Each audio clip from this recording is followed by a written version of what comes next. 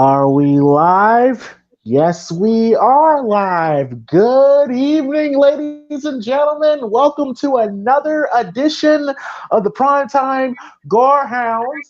I am Mr. Primetime himself, Pretty Boy Tim's here with the Gorehound himself, Paul Burt. And Paul, how the hell are you? I'm doing pretty good. Still feeling the after effects of an Easter egg. It looks like a horror scene in the bathroom at one time, but doing pretty good. And I managed to land a part in that short film, so I'm happy as hell about that. So busy week coming up, but hey, it's what I signed up for. Oh, well, that's good to hear. A little too much information about the bathroom part, but you know what? I understand. But anyway, um, well, welcome to episode 20. Is it 21? Just 21. 21. We're going. Already at 20. We're flying through these bad boys.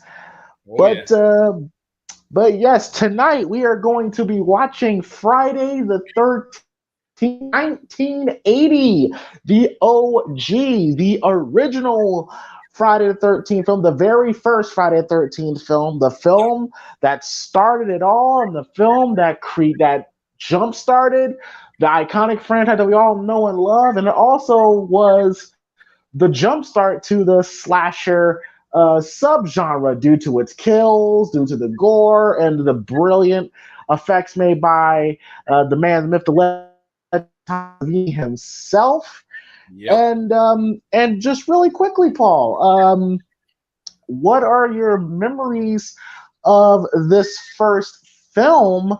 And I'll just go ahead and say it. Where would you rank this as far as your favorite Friday the 13th movies? Wow, man, Friday the 13th, this is a franchise that I hold pretty much dear to my heart because even though I didn't see the first one until like the mid 90s, my first introduction to Friday the 13th was at the age of, I think I was about 4 or 5 years old, and my first Friday the 13th movie was part 6, Jason Lives. But when I finally got around to watching the original, I was really impressed by how this movie was put together. I loved the origin. I loved the story. The kills were very creative as well. I mean, Tom Savini, of course, with the effects and everything.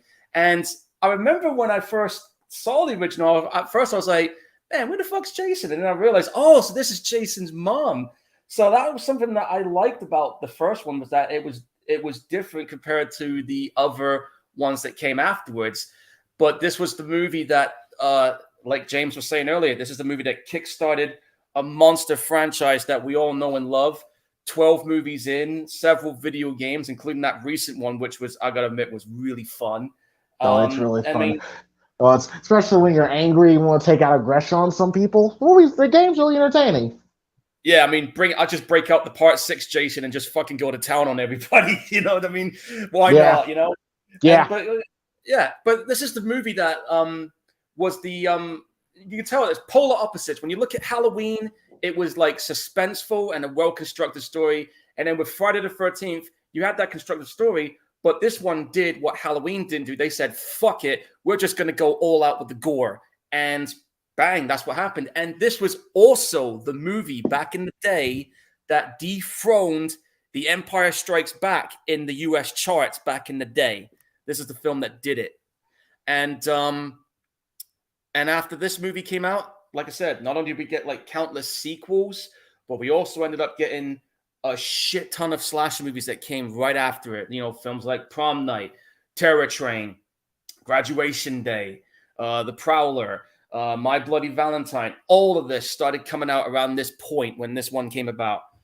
And of course, as everybody knows, Jason is a cultural icon. I mean, everywhere you go, when people say or ask about Friday the 13th, immediately people's going to say Jason Voorhees. People look at a hockey mask, immediately they're going to start relating to who that originally had it in that film. So this is, this, like I said, this movie has had a major impact on a lot of people, including me, because as James knows, he's one of many horror movie icons I have proudly inked on my skin. That he does. That he does. Yeah. But it's been a minute since I've seen this one, and I'm actually pretty anxious and excited to see this one again because it has been such a long time. Because like most people, we were talking about a little bit off the air. Most people, and I'm guilty of it too, we usually just skip into the sequels just to see Jason. And yeah, this movie does deserve to get a little more credit as well because this movie did, for a lot of us, kickstarted a franchise and a subgenre that we've all grown up to love and still watch to this very day. And we still get new movies every day in that genre that goes back, that's inspired by the roots of this film. And of course, Halloween. Let's not forget that. Yes, absolutely. With the Friday the 13th franchise, I started with the later movies, the Kane Hodder era of the Friday the 13th films, the Jason Lives, and well, even though that wasn't Kane Hodder, but it was basically the Jason one. So I saw the first, and I remember one time I was about like 10 years old when we had HBO. Yeah. And they're playing all 8 movies. And I was like 8. I thought it was only like 4 or 5. And I watched the first. Yeah. So I watched the first film. I watched the first 4 films, and I gotta say, the first 4 films are the best films. I gotta say so myself. No arguments for me. The first 4 movies were good. Yes, for sure. It seemed more eerie, more creepy. It didn't go completely off the fucking rail that it later did. Even though I still enjoy most of them, but it did go off the rails. Not as bad as Halloween did, but I mean, when it gets to a point, when we're seeing a demon Jason come out of a woman's crotch, like, come on, like we're going too far. But we had to do something different, I guess. yes. But and of course he went to space, for fuck's sakes. But it's crazy. Even though a lot of people shit on Part 10, I actually like it because it did something different. I don't know why. I just have I actually like it too. It's just a fucking fun movie. Like Jason in space. I mean, where the fuck are you gonna go wrong with that? This dude can do no wrong sometimes. And plus, but as far as regards to this film, is the only horror franchise out of the major ones where you could say that the first film was not a lot of people's favorites. Like, well, Halloween, it's a unanimous that the first film is the best film. Nightmare on Elm Street, a good majority will say the first film is the best film. Child's the first film was the best film. Not many people will put the first Friday the 13th film as the best one of the franchise. So I just figured that it would be nice to sit back, relax, and watch the first film and just try to take it for what it is and not really have Jason in our minds, even though he later became our minds. But Victor Miller and Sean S. Cunningham, Jason was not supposed to be what he later became. He was supposed to be a figment of Mrs. Voorhees' imagination. But yeah, I'm looking forward to this, and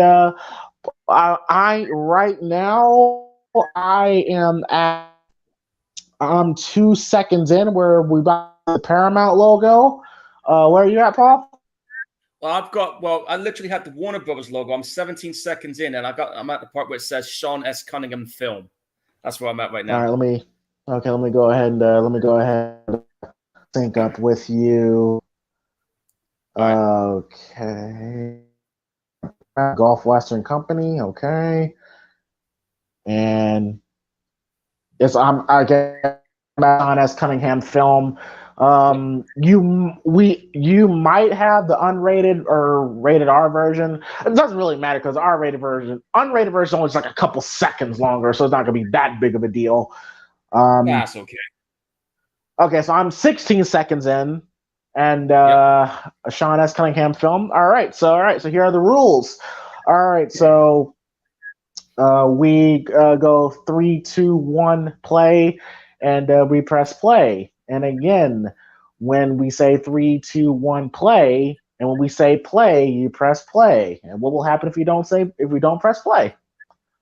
Well, if you don't press play, look at Exhibit A on this picture. You'll get a fucking hatchet to your face.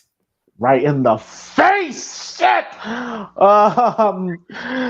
Oh, when I was a kid, this scene freaked me the fuck out. I saw it. I was just like eating popcorn and thinking, man, this is juicy. Oh shit. Trust me, since I've been watching horror movies at a very young age, I was already desensitized. So, it's like, whatever. All right, so here we go. Me and Paul were both at 16 or 17 seconds in a Sean S. Cunningham film. And all right, here we go. 3, 2, 1, play. All right. Sorry, I couldn't resist. I had to do it. All right, so we're at the full moon. Yep. I'll tell you what, this is my first time watching it. This picture quality looks great. And we are at Camp Crystal Lake, 1958, a year after Jason's unfortunate drowning. Mm-hmm. And I gotta say this, Paul. You brought up Halloween, and the one thing that was different between Halloween and Friday, people say Halloween is a slasher. I kind of consider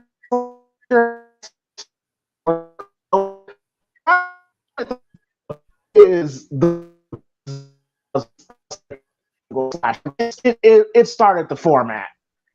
Yeah, that was the one that started the format. I mean, Halloween was more of a suspense movie, whereas this one it had suspense too, but this one was more of a fucking full-on slasher. And now point of view shot of, we assume, Mrs. Voorhees in a cabin with the kids are sleeping. I'm pretty sure it is too, yeah.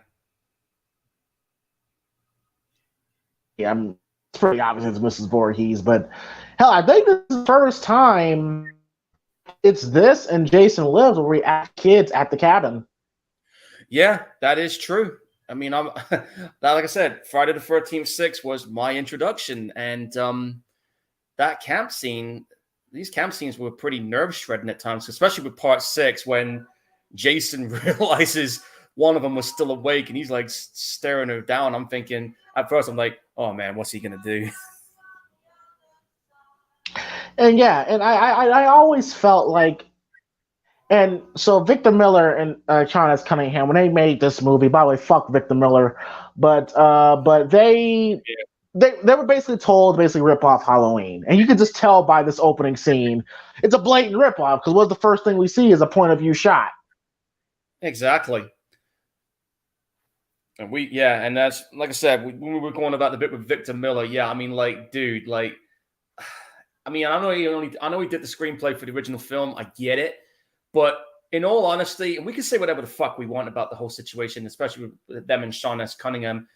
My opinion, I think that should have went to Sean S. Cunningham because say what you want about the dude, he's the reason the franchise is what it is today.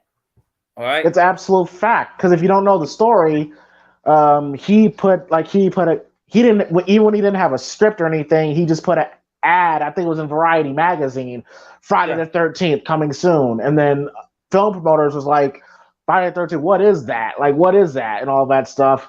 And the people kept asking him about it, and then Paramount was the one that actually forked up the money to do the script, and the rest is history. So it absolutely should go to Sean S. Cunningham. Victor Miller, you fucking... But anyway, so we get to the two kids making out, and I gotta say, Paul, this is pretty creepy. Like, think about this. This is an older woman doing all this. I know, but when you think about it too, when someone is very grief stricken and it's drove them to the point of going fucking mad, they'll be capable of anything, and it don't matter how old they are. We see Mrs. Voorhees in her point of view, looking up and staring. And she's probably And we all know that she's probably internally boiling because she's seeing two people making out. That's how Jason got drowned. Yeah, like at this point right now, she's fucking pissed. And clearly they know her, recognize her, because there's no not doing anything. Well, you just got stabbed for it. Oh, mama! Whoops. And see, Mrs. Voorhees just cornering this girl. It's all in one shot in her point of view. Like it's a really good, effective way to start the movie. Yeah, it is. And then that freeze frame coming up any second now.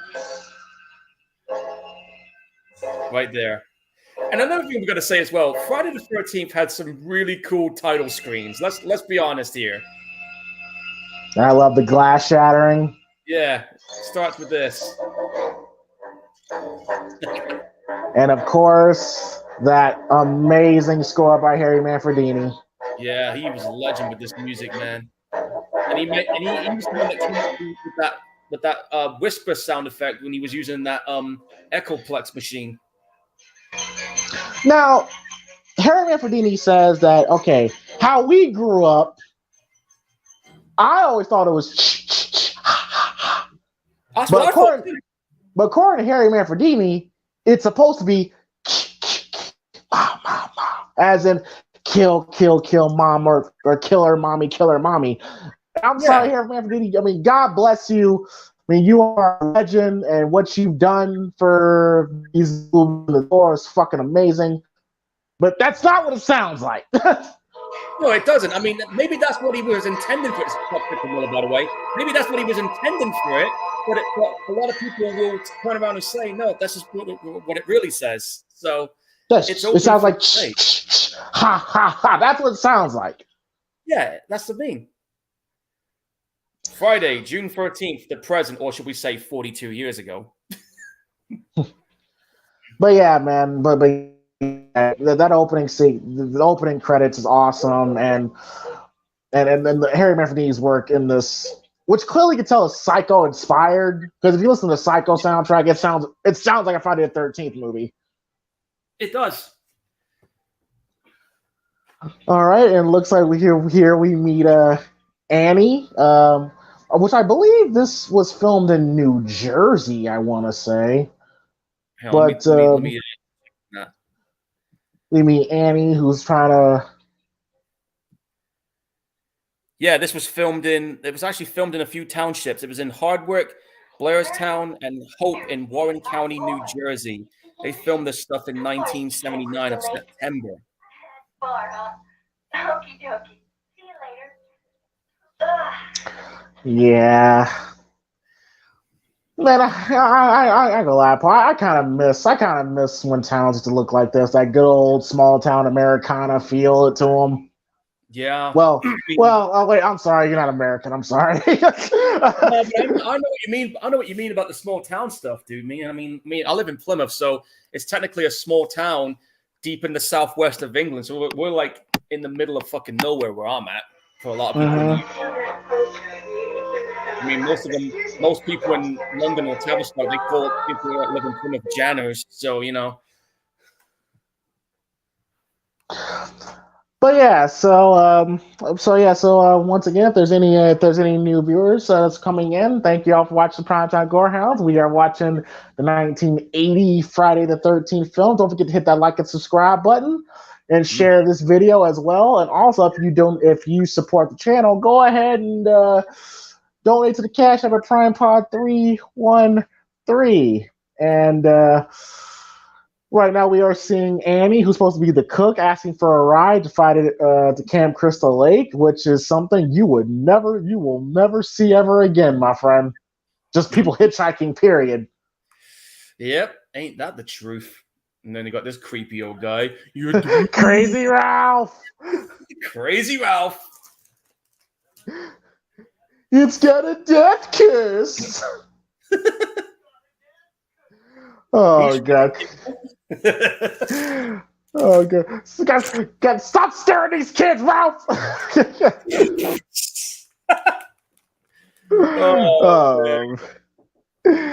It's a damn shame they killed him off in the sequel. I think you could have kept him around for a couple more movies.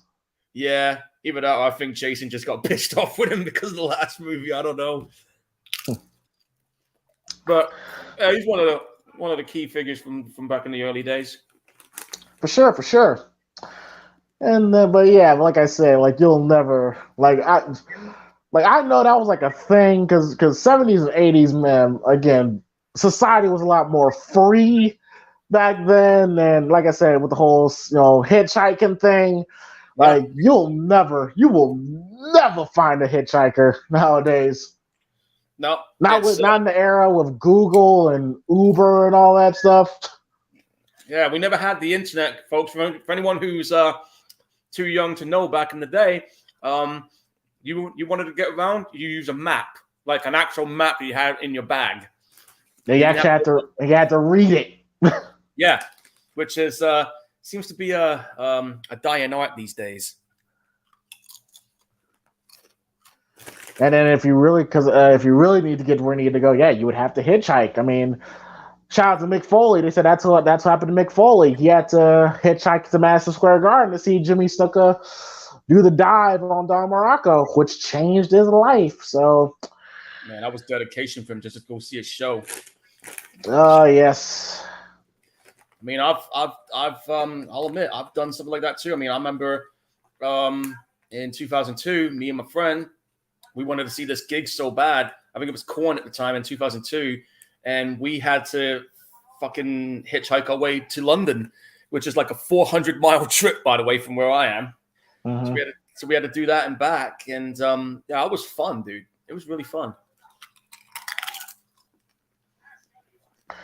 So right now we're getting the backstory to the history of Camp Crystal Lake and its unfortunate circumstances, with the fires and the polluted waters every time they try to open the camp up. Yep. So this camp has a very a history. Yeah, it has a history. And I know some people and some people complain about, and you know me, I'm one of those people that actually likes character development and all that stuff. Yeah. And granted, this movie does not have the greatest character development, but I like their personalities. Like they got good personalities, which I'm like, okay, I can make up for it. Like this Annie girl, like you can tell she's a really nice and has a bubbly personality. Every character in this movie is likable and in some cases relatable to everyone who watches these movies. Oh, absolutely. Absolutely. Like they feel like normal. They feel like normal people. Yeah. And I think that's one of the things I kind of had an issue with the later Friday the 13th sequels. The characters you just kind of like, I guess it's because it's a generational thing, which is fine, but you can tell the differences between what people were like back then to what we are at now. Ah, there he is, the man, the myth, the legend, Kevin Bacon himself. Yeah, and I think this was one of his first movies, right? Yes, before Footloose. I think it was like a couple years before Footloose. Yeah, and of course, for anyone who doesn't remember either, he was in Tremors, and he's also been known in his later career for playing some really sadistic bastard villainous characters. Like if you remember him as a prison warden in Sleepers, or that 2000 movie Hollow Man, which people can shit on that all they want. I thought that was a cool film. Yes. Kevin Bacon has went on to have a really, really successful career for sure. I would say pretty underrated actor. Yeah, I think for me the most recent movie it's been a while since I've seen a newer Kevin Bacon movie, but I think for me the last recent movie I remember watching him in that I enjoyed was Death Sentence, which for people who don't know, that's the true sequel to Death Wish. Underrated movie. In my opinion, I mean, that movie, I remember when I first saw it, the reason why I wanted to see Death Sentence was because it was directed by James Wan. And if you remember, he came hot off the heels of those Saw movies. and that was one of the reasons why I wanted to watch it. And then when I read into it a little more later on, then I realized, oh shit, this is actually a proper sequel to the original Death Wish. The way I watch those movies now is like I watch the original Death Wish. I don't even bother with the sequels. I just watch Death Wish and then I just go right into Death Sentence. All right, there's Adrian King, our Alice, our final. Yeah, the final girl. I mean, which is a damn shame what happened to her, man, because they said that they did have plans to bring her on in the later movies, but apparently she had a stalker, which kind of scared her off, and that's why we only got her in the little bit we got her in the second film. Fucking stalker. Wherever that stalker was, you need your fucking ass kicked, buddy.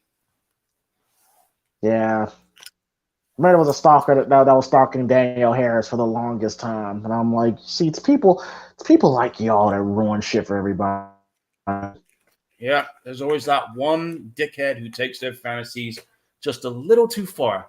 Too far. Like, come on, man. Go to downtown around midnight and get a hooker and you'll be all right, man. Most people don't satisfy with that, though. That's the problem. I swear, everyone needs a little pussy every now and then to make their minds at ease. Yeah, that's true. But some people just want that one specific type, and then they just ruin it for everybody. Bastards. I swear, Steve Christie looks like every I would say late 20s, early 30s. He looks like every late 20, early 30 white man in the 80s, early 80s. Yeah, this was around that time, of course. He got the white guy afro, the mustache and the glasses. The guy, I'm saying every white dude looked like that. He's almost rocking a mullet too. Yes, almost. Like, can you imagine if I was dressed like that in this day and age? My mum would fucking slap the shit out of me. She'd be like, "What are you doing? Put something on." So you already see Mrs. Voorhees already stalking. She's already on the prowl, yeah. And I also gotta say this, Paul. And the reason why I love these older films is because not just because the kills and all that stuff, but just the overall aesthetic look of the film. Yeah. You look at this, it feels like a real place. It doesn't feel polished like these movies sound nowadays. Or oh my god, how do you not see? But I mean, it's like these movies, like you were saying, these movies back then, they have this genuine, realistic, aesthetic feel that fits the time that it's in, and it just feels more like relatable for people. Relatable, like you and me. Yes. Yeah. Whereas you look at some of the later movies, and don't get me wrong, we still love watching movies that come out today, but we just keep thinking back to the times where it's just like, man, it was a lot more simpler and real back then. And the thing about it, right? I mean, the most recent movie to me that captured the essence of the 80s back in the day, for me personally, was that recent It film, because it captured that 80s timeline look and the genre of music and just the culture thing back then. Somewhat. Yeah. And here's the thing. As much as I enjoyed the It movie that Tim Curry was in, and it's a fun film, the reason why I kind of favored the recent two just a little bit more, this is just a personal thing for me, was because it felt more closer to the book that it was based on, because they actually got to do a little more on what the book did than what the miniseries did. Because with the miniseries, because it's like a TV syndicated made movie, you can only get away with so much, and that's why. As even like I said, I loved Tim Curry's performance as Pennywise. I thought he was great in that film. But I just liked the movies a little bit more because they felt more authentic to the story to me. Understandable. All right, so we see Annie getting picked up. Now, what I do like about this film is that it goes for the murder mystery whodunit route.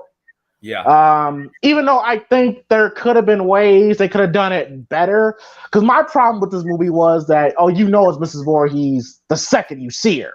And I think there could have been better ways you could have included Mrs. Voorhees in the movie. Because they try to throw red herrings that it could be Christy, or it could be Ralph, or it could be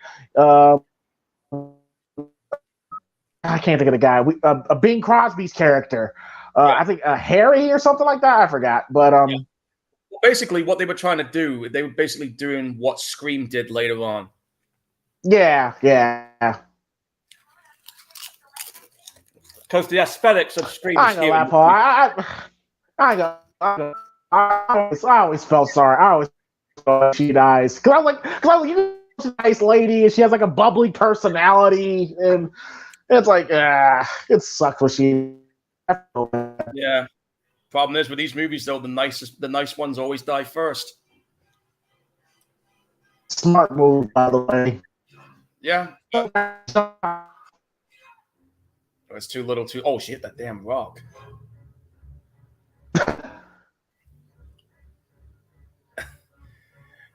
I don't know why you're standing there, man. You should have fucking ran before she pulled back and went for you, POV shot stalking. It's all on POV. It's basically taking what Halloween and Black Christmas did and just expanding on it. Yeah, pretty much. I mean, like I said, Halloween laid the foundations for what you kind of see for modern slashers, but we have to point out also, we got to point out Black Christmas and Texas Chainsaw for the other two components that they added for these films that came out later on. They did. And then, of course, you got the two granddaddies of the ones that kind of laid the foundations for those blueprints, and that would be Psycho and Peepin' Tom. Yeah, the Harry Man Houdini score is just it's so good. Ooh. I feel bad for her, man. You do feel bad, man. You do. And there we go. Man, beautiful. Nice, beautiful. Such a shame she had to die first, though. Yeah, and too, like it did a Psycho thing where you would think that she's gonna be the final girl because it's the first girl we see, and then, and of course, shout out to Jamie Lee Curtis's mom for being the first victim in Psycho as well. Yes, indeed.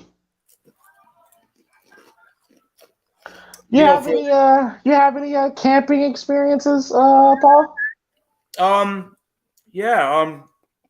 1995, we were on a school trip for a month in France. We went to a couple of camp locations there. One of the first camps we stopped at for the first 2 weeks was like a woodlands area. We did a lot of canoeing, and there was like a caving exhibition there. And then on the other 2 weeks of the month, we went down to where Montepello is, which is down the bottom part of France near the border of Spain. And that was like a nice coastal area and everything. It was a really cool camping experience. But I will say this. The camp that we were at in the woodland part, there's like this main road, right? And on the other side of the main road is this big, dense fucking woodland forest. And you can't see nothing inside, even during the day. So during the bloody nighttime, I had to use the toilets right in the camping area. And our tents were down near the bottom of where those tree lines are. So I'm about to go back into my tent, and I see like maybe 2 pairs of fucking glowing eyes from the woods staring at me. And I'm like, right, fuck this. I'm going back in the tent because I don't want to become like dog's dinner or something. You know what I mean? Holy shit. But it was a fun experience, dude. And I actually thought about the idea of maybe sometime next year, maybe take another one of those trips again, because I have an idea for some things I want to try out. There's a few carnival events that occurs during this time of year. It's like like the Venice Carnival, where you got people in like the Venetian 17th century like costume stuff, masks and all that. They have something like that in France, and I'm actually kind of thinking about the idea of trying that experience out. Cool. But yeah, I gotta say, Paul, yeah, Marcy, Alice, and I think Brenda is her name. Yeah, three Yes. good-looking women. Three good-looking women. Very likable characters too, man. Yes. Look at this, guys. I mean, this was back in the day, man. We all had it good back then. We did. I mean, okay, we didn't have cell phones, we didn't have the internet, we didn't have video games is not as big as they were now, but back then it was just like, you're just going out and having a good time. And also I like, oh shit, there's the snake. Ooh, is that a black mamba? Yeah, and then and then I've seen people complain, because apparently it's a real snake and they really do kill an actual snake, and people are like, "Oh, that's not cool, man." I'm like, man, there's more things to worry about in the world than killing a fucking snake in a movie.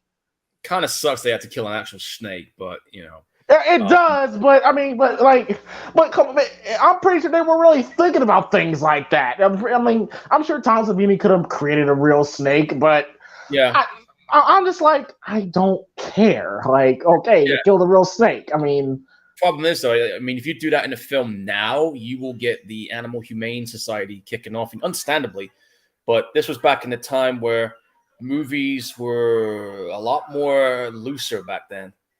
Oh yes, it was a lot more free. Mm. You could get away with stuff.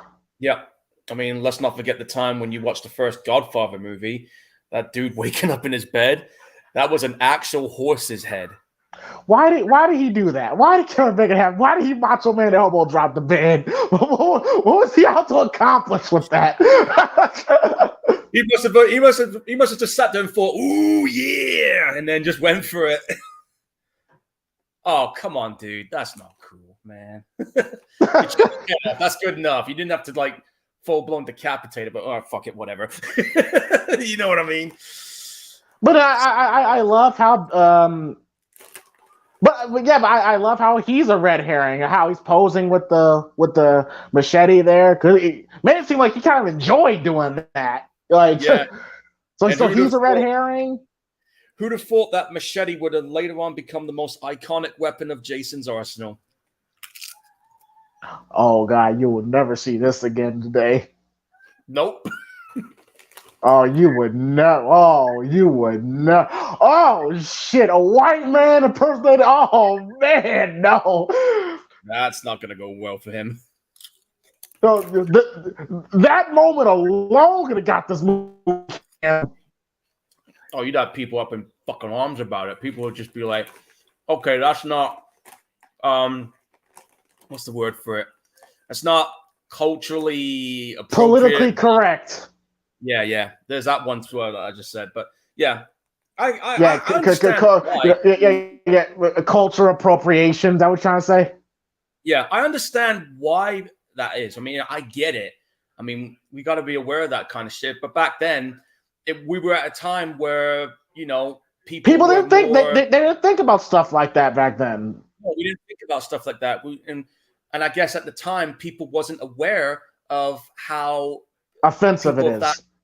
Yeah, because nobody knew back then, which I understand. I get it. I mean, that's one of the things in theater they kind of teach us as well. We got to be aware of that kind of shit. But back then, it was like, who knew? Nobody knew back then. And I guess and then plus, but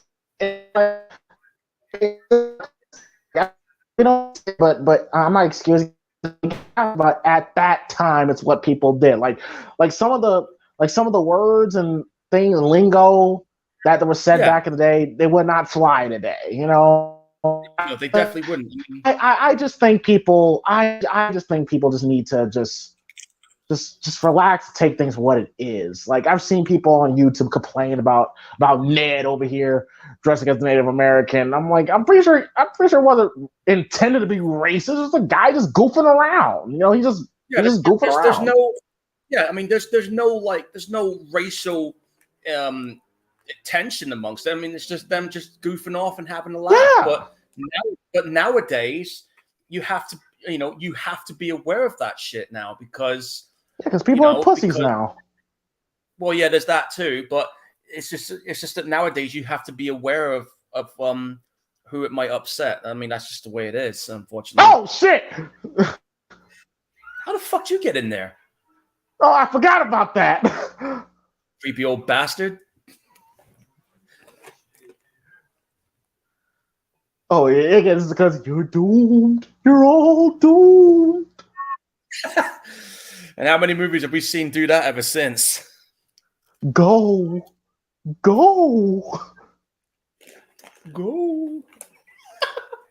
He's a really good character actor. I admit, yeah, he is good. I don't know if he's still around or not, but if he's not No, around, no, he passed away. yeah, rest in peace to you, buddy. Yeah, but I just wonder. I just wonder, like, what would he, like, what would have happened if Alice did not open that door? I don't know. Like, he would have been just standing there. Yeah, he must have just went. He just thought, "Oh, they're here. You know what? I'm gonna sit here until somebody opens the door. I don't care how long it takes because I need to tell them that they're doomed." Yes, I'm gonna sit here and I'm gonna eat some beans till they open this door and tell them that they're doomed. Yeah, he's like, "Wait, I've had too many beans. I need to use the lube." Oh, hurry up! My stomach is doomed. It's all doomed. I can imagine that. Oh man. And by the way, I thought that was a funny line by Marcy. She was like, "Well, at least know what we're having for dinner." Yeah. Like I said, like there's not a lot of development, but we know these people enough to kind of get their personalities, and it's like, okay, even though we don't know shit about them, but they come across as likable. Yeah, I mean, in this case, the less kind of works for them because you're seeing them where they are now, and you just get that personality with them. You don't need to know a lot of their backstories like you do with films nowadays. And what's up, BJ? How you doing? What's up, BJ? But also too, that's kind of one of the reasons why I wasn't.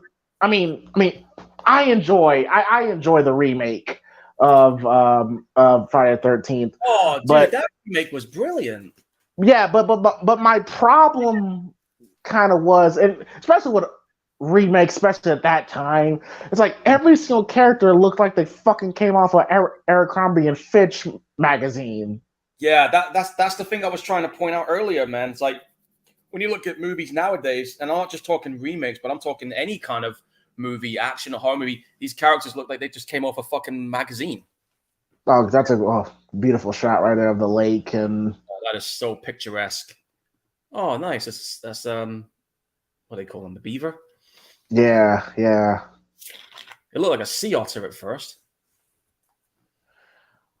And we see Kevin Bacon with Marcy. Oh my gosh. I can just imagine the stories he could tell about a pussy he's probably gotten this day. Oh, no doubt this guy scored more times than we can count. Yeah, because people forget, I think he was like a teenage heartthrob at one point. Oh, he was, yeah. And I don't know if you knew this as well, but he's also the spokesperson on this mobile phone company we got over here called EE, and he's on virtually every advert for those phones. Like, it's that for the last, I think, about 10 or 12 years now, he's been doing it for. And that's like the biggest mobile phone company we got in the UK. Now, Paul, this is creepy. This is a creepy scene right here. I'm at that party where you kind of see, wait, it's going to show up. Let me see it. Where you kind of see a figure in this cabin. Yeah, I just saw that. It didn't even look like Mrs. Voorhees at first. Yeah, and plus in the music, and you kind of like, what that? What was that? You know, and Yeah. he's going to check on it, and I always thought that was a creepy moment right there. And plus, where it is at the time of day, it's in the sun setting.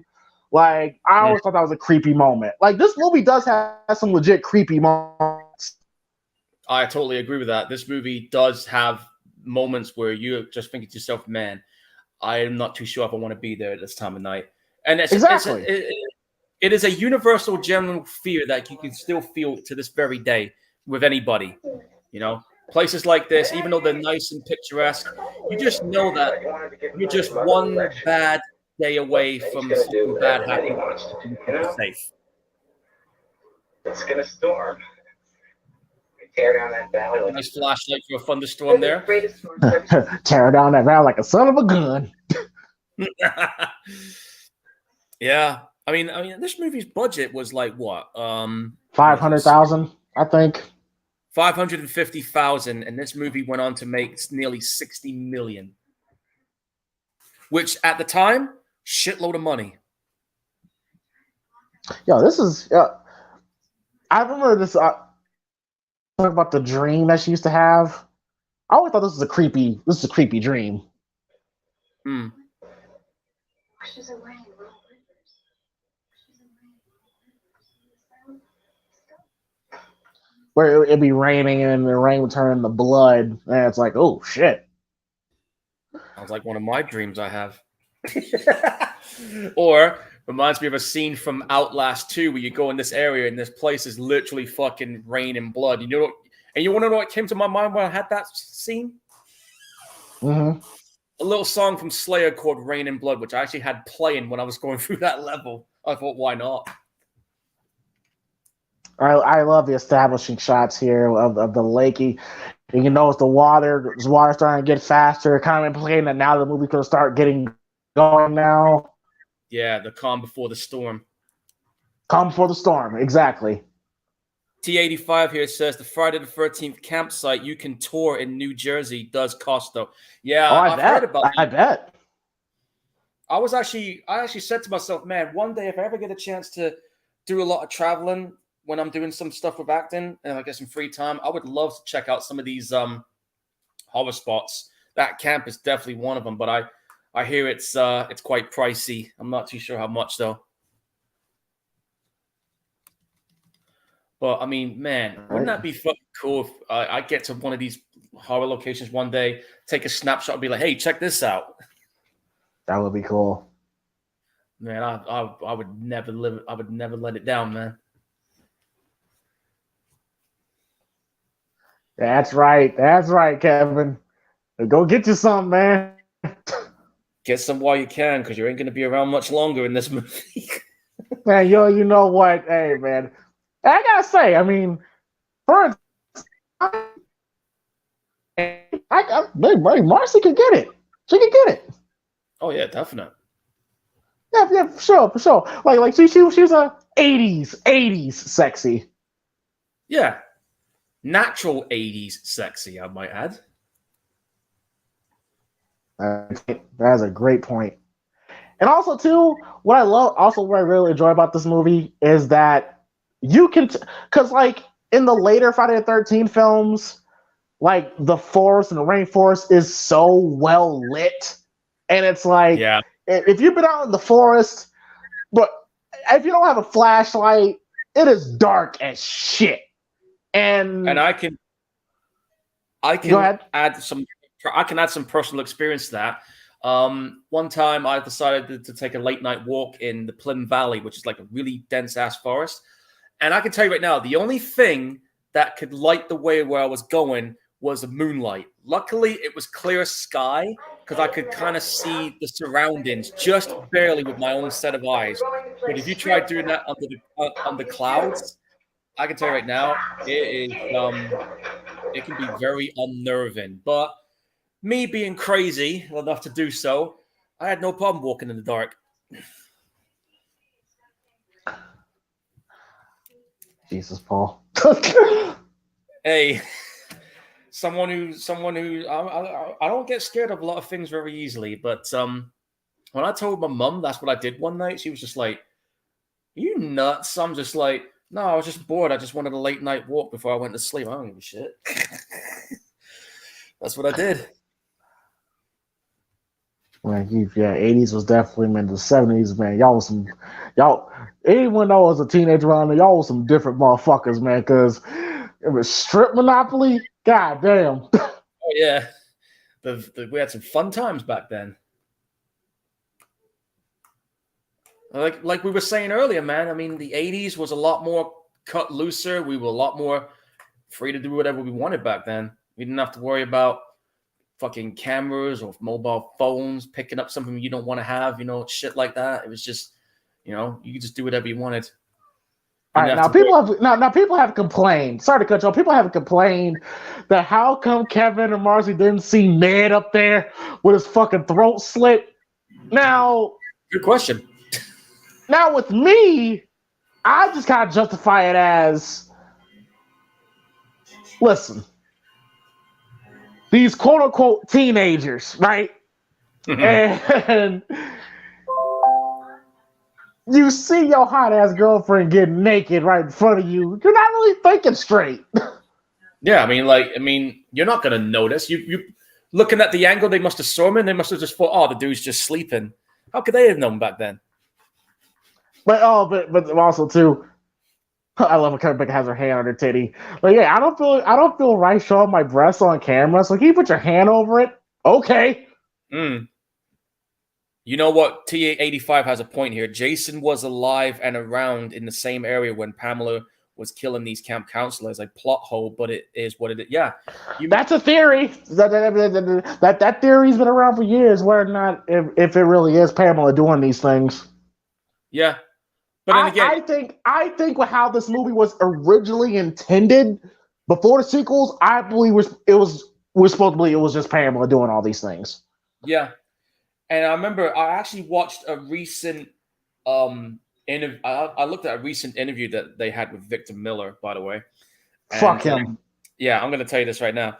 There was an interview saying why he doesn't like the sequels. And you ready to find out why he doesn't like the sequels? Why doesn't he like the sequels? Because it has Jason. That's it. Because they said having him completely miss the point of what he was trying to say in this first movie or some shit. Yeah, but that's every sequel. Yeah. But look, I mean, here's the thing, right? He can say whatever the fuck he wants about the sequels. At the end of the day, Victor, you only had one screenplay. You were only involved in this movie one time. You don't deserve to have the fucking IP rights to it. That should have went to Cunningham. I don't give a fuck what anyone says to me about this because right now, I know there's talks about them making another Friday the 13th movie. My concern is where are they going to fucking go with this then? This is good. Now, Paul, here it comes. Kevin Bacon with an iconic death in the franchise here. Yep. This is really cool what happens here. Oh, shit! A very simple effect shot, too. I mean, this was fun. I mean, ooh. Woo! Fuck! Yeah. Bro, just imagine how scary that is, though, Paul. Imagine how scary that is, where you're on your bed, and then you feel this blood dripping. As soon as you realize, like, what the fuck? A hand just grabs you, holds you down, let it air off. Fuck, that is scary. Yeah. It's a spear right through your trachea. Yeah, that's not a good thing to experience before you go. Now, Paul, I do have a problem with this, though. As much as I love that kill. Now, we're supposed to believe that Mrs. Voorhees was under the bed the whole time, right? Right. Now, Paul, I'm not gonna ask you, but I'm gonna say is, look, I've delved in some sexual activities in my time, okay? And if you are doing your job and doing it right, you would notice if someone's under the bed. Yeah, like, seriously, if I notice there was something going on under the bed, you know what's going to happen right then?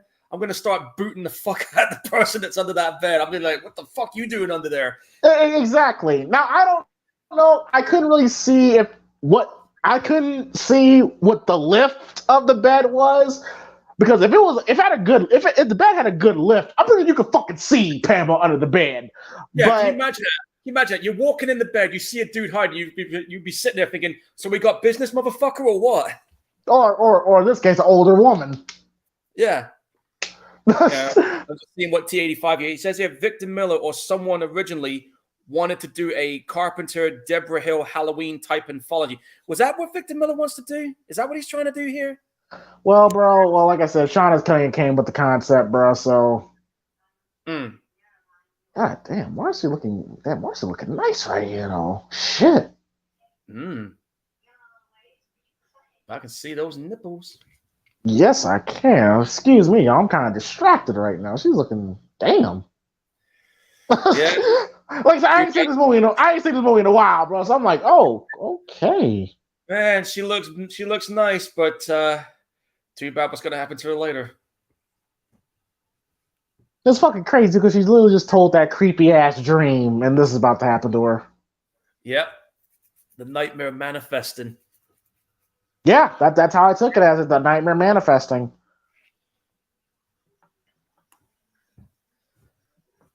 And I think, if I remember correctly, we're going to see like a hand come out and pull. Oh man, there is some legit, some good suspenseful, creepy moments in this movie, man. There is. I mean, like I said, this was like one of 2 movies in the franchise that got a lot of good reviews. This and Part 6. And I know that people acknowledge Part 6 as a fan favorite.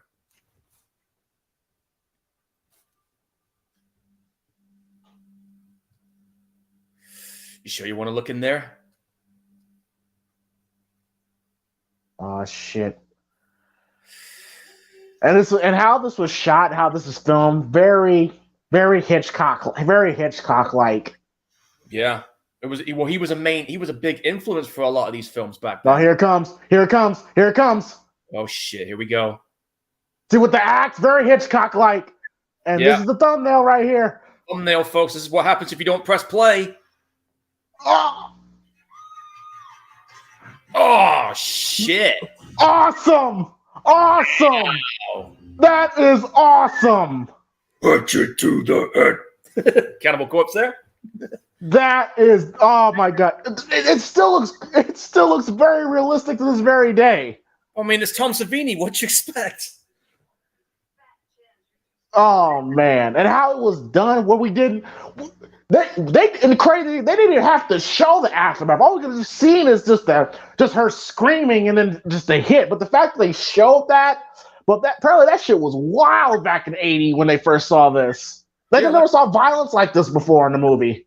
Exactly. Like I said, this is they wanted to do what Halloween didn't have the balls to do. That was the whole intention of why they did this. I don't know about you. If I was Ben Crosby, I would have just said, "Fuck it, let's go for menage a trois." Fuck it. I mean, we're already getting naked around each other. Yeah, fuck it. Why not? Like I would have went for it, bro. I'm like, what, Nick? Come on, you just don't offer strip Monopoly. That's a freaky ass game, man. Yeah. I understand in the '80s, everybody was fucking everybody, but come on, man. Hey, this was that time, man.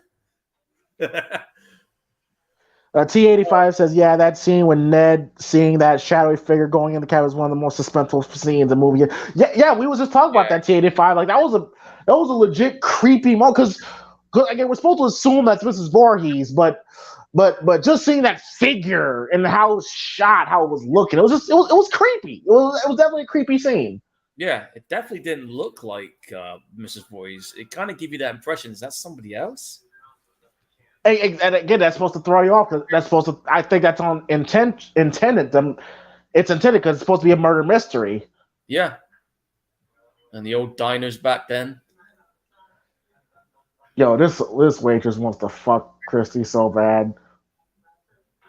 Oh my God, Mr. Christie, with your mustache and your glass and your mullet. Oh my God, I want to take you home right now and fuck you. That's my drink, dude. Don't do that. Fuck. Come on, Mr. Christie, give me. I want to have your baby, Mr. Christie. I love you, Mr. Christie. Come back, Mr. Christie. I don't know why I'm talking like that. I don't know why I'm talking like that, but I'm sorry. Oh, I'm sorry, Paul. I'm sorry. I didn't mean to. No, you're fine. But you can just tell. You just how she was acting around it, bro. She wanted that Christie salami, bro. Dude, she wanted to fuck so bad. I don't blame her. Goodbye, Mr. Christie. I love you, Mr. Christie. Fuck, man. But then, of course, and then we get Mr. Christie. Stop it, James. But we get Mr. Christie. I would have slapped you in a minute. I'm sorry. We get Mr. Christie driving a Jeep. That is pretty similar to the Jeep that we saw pick up Annie. That's another red herring right there. I mean, that Jeep was exactly the same one that one was driving. Exactly the same one. That can't be a coincidence. I think this is the moment where we see the hand coming out the curtains. Yeah, this is that bit, I think.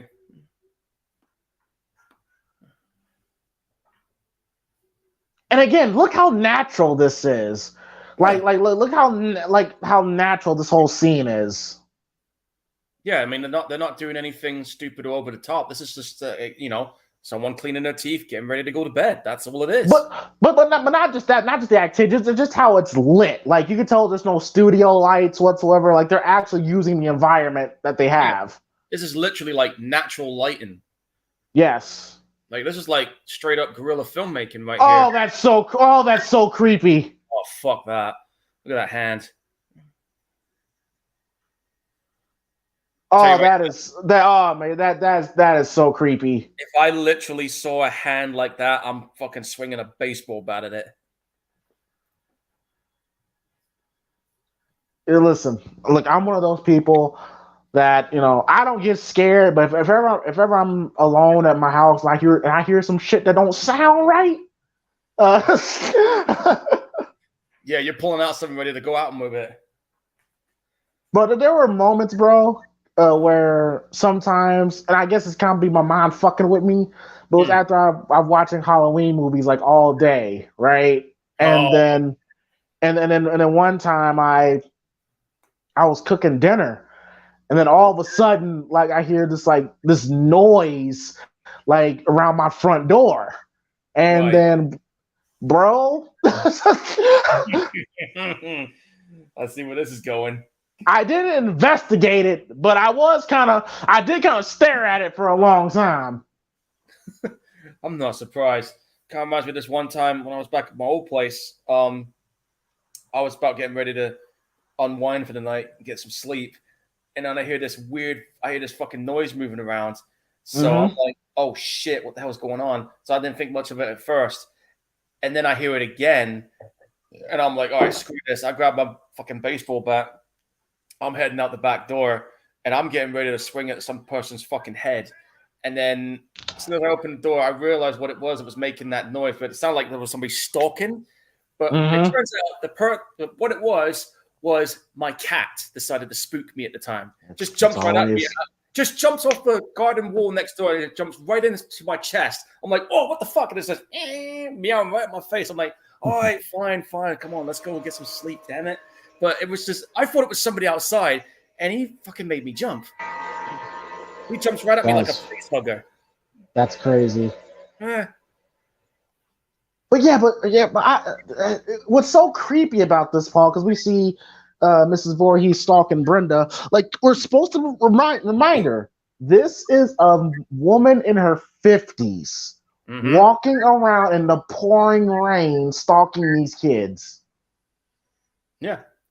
But it's like I said earlier, it doesn't matter how old you are. If you're grief stricken to the point where it drives you to the point of being murderously psychotic, nothing's gonna phase you.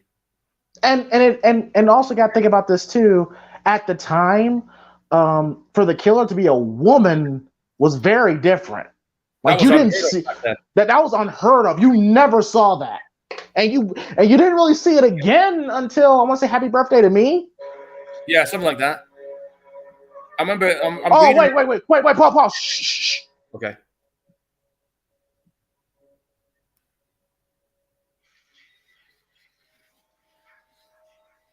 I think I heard someone. Wait, you'll hear it. I remember the scene.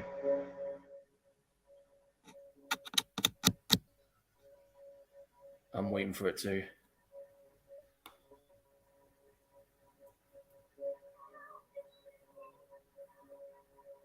Oh, that is so creepy. I heard that. Somebody's saying, "Help me." Now, Paul. Now, people. That's people that's watching this movie. That's watching it with us. Just imagine that. Let me set the scene for you. Imagine you're at this campus. You're in your cabin. You're settled in for the night. About to read a book or in this case, watching TV. It's pouring rain, and all of a sudden you hear what sounds like a little boy screaming, "Help me! Help me!" But that would be fucking creepy. Cause you're like, wait, that sounds like a little boy. Like there's no way that there's a little boy here. Well, I can tell you right now, I'd be walking out there with more than a flashlight. And bro, and the fact that's Mrs. Voorhees doing that to lure her out, bro. That is so fucking weird. She's mimicking Jason to bring Brenda. Oh my god, that definitely one of the more creepier moments of the movie. That's a whole new level of crazy right there. And Paul, look how lit it is. Look how dark it is. Like if she only used the flashlight, bro.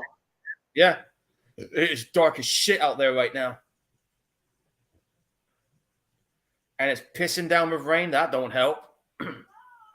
Oh God! But I cannot imagine how scary that would be. Oh, dude! Oh my God! Like just being in your house. Let's say you lived out in the middle of nowhere. All of a sudden, you hear this. What sound like a little boy saying, "Help me! Help me!" Oh God, that would be. And of course, I'm naturally gonna check to see if it is a kid. But yeah. Well, and then this shit happens. Yeah, but she's in the archery. She's in the archery yard. Yep, she's about to be target practice. And unfortunately, we don't see her death, but we just hear her scream. But yeah, how this was set up was so good. It is really good. Yeah, we hear her scream. Yeah. Yep, that was it. And who the hell was that behind the window? Then did you see that?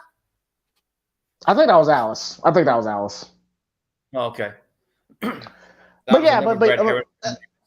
also rest in peace to the lady who played Brenda, because apparently she died of cancer. Oh man, fuck cancer. But they said that. But I heard the cast and crew say that the lady who played Brenda was really well liked within the cast and crew. And when Kevin Bacon did an interview about this movie, he always talked about how nice Brenda was. Because now Kevin Bacon is now because there was a long time Kevin Bacon did not talk about this movie at all, and he's just now recently starting to talk about it, which is, I guess, is pretty cool.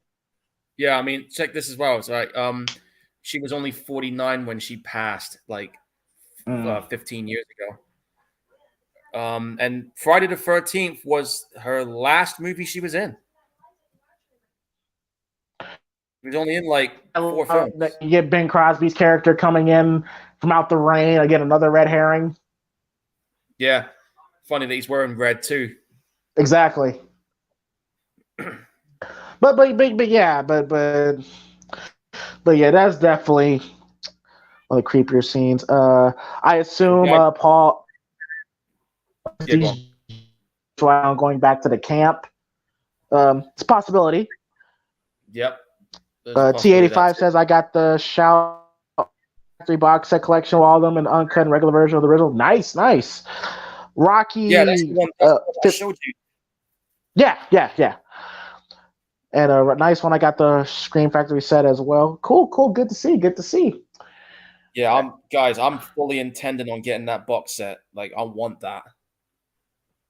Oh shit. Now I ain't gonna lie to you, bro. I would be on high alert if I see a bloody axe in one of the beds, bro. I'm like, wait a minute. And then plus two, and it seems like everyone starts disappearing all of a sudden. Right, seriously, if I saw that right now, red flags would be flying in my head. I am gonna be fucking calling the cops, and then I'm gonna be sticking around with that axe until the cops arrive. And if I see somebody that's not a cop trying to lunge at me, you're getting that axe in your face. For sure, for sure. I'm not fucking around if I saw something like that. Oh, I got a text here from someone because I got people that watch the show. They text me. They don't get in the chat. They say, James, you were smitten over Marcy. Of course, because Marcy was fine, especially when she was looking at herself in the mirror. Oh, question for you and Paul. First celebrity crush. Oh, for me? Oh, Janet Jackson. Oh, first celebrity crush for me. That's a long list. You're gonna think I'm crazy when I say this, but I'm probably gonna say Jamie Lee Curtis back then. I'm not gonna think hey, Jamie Lee Curtis back in the day was fine. Yeah, it's true. That is true. She was a good looking woman. Mm. Or who was known for being the scream queen and known for her huge titties.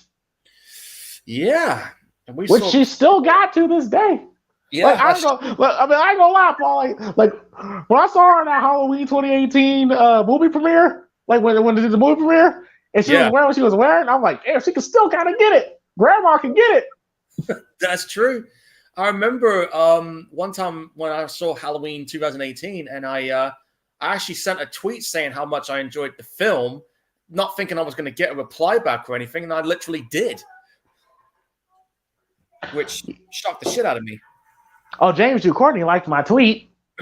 Yeah, I actually got a photo with James Hugh Courtney back in 2019. That kind of goes to show how much of a cool guy he is. Yeah, it's funny because I just had my whole horror tattoo sleeve finished at the time, and as soon as I walked up to me, he noticed I had the Michael Myers tattoo, and he was just like, "Hey, that's a cool tattoo, man." I'm like, "Oh, thanks, man." So we ended up taking the picture, and he's pointing at the fucking Michael Myers tattoo I had on my arm. That's awesome. That's awesome. Cool. I'll show you the picture later on. I'll definitely share it with you. I even had a picture with CJ Graham, who was Jason in part 6. Mm-hmm. Carrie Ann Moss, Ben Barnes, and this one's gonna fuck a lot of people off. I even had one with Jason Momoa.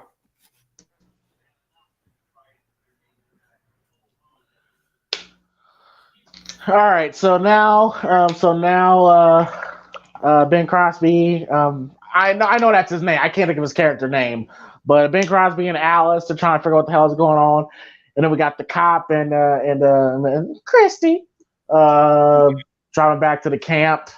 And again, you're at this point you're like, who the fuck? Now all signs kind of point to Ben Crosby because he's the one that's kind of been acting kind of weird. But I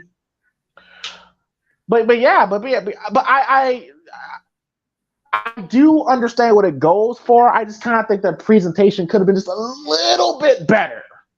Yeah, I reckon. Like instead of introducing Mrs. Voorhees so late in the film, you could have brought her in early, which I will explain once the movie's over. Like I literally just now thought of a way you could have brought Mrs. Voorhees in sooner than you did. I was thinking the same thing at that point as well. Dude, look how dark that shit is. I mean, you got the dim night sky, but look at everything else. You can't see. Yeah, look, it's so fucking dark. Like, do you want to walk? Do you want to walk around those woods at night? I mean, like I said, I've already walked in the woods at night, but I'm asking you, would you do what I did? Well, I did do one thing where again, I don't recommend this, but if you are gonna do it, just please be safe. Please be safe. But wait. I'll say that to this death here. Okay. I'm just seeing. So we see Christy. He's arriving to the camp. Yep. Oh, okay, we get a flashlight on him. Yep. That's not who you think it is.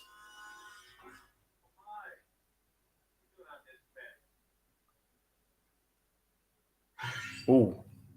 So you see there? So clearly Christie knew the person. He recognized the person. Yeah, he knew who it was. He was like, "Hey, what you doing out here in this mess?" Like, really, Friday 13th started, the whole, "Oh, it's you," all that. So we even though we never really see who it is, we're like, "Oh, it's you," that stuff. Yeah. Like, it started to use. Definite. You. Oh, it's you. What are you doing out here? You're dead. Mm-hmm. And there goes but yeah, the fucking power. But what? My God, what was I saying? Oh, you were talking about one of the theories you had about how you would introduce Mrs. Voorhees. Oh yeah. Like there could have been a way. Wait. Oh no. What I was gonna say was I don't recommend this, but walking at night, I did do something where there's like a good mile or two where there's no street lights. It's just my right. And then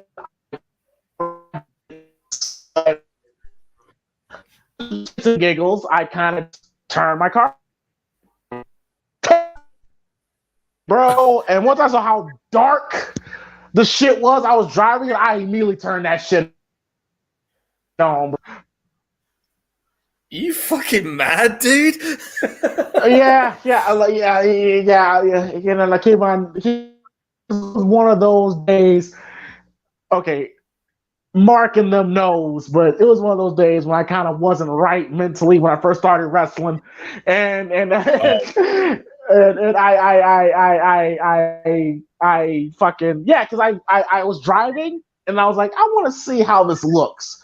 I turned the lights off, and then I just went like a good 2 lights on. I rest, bro.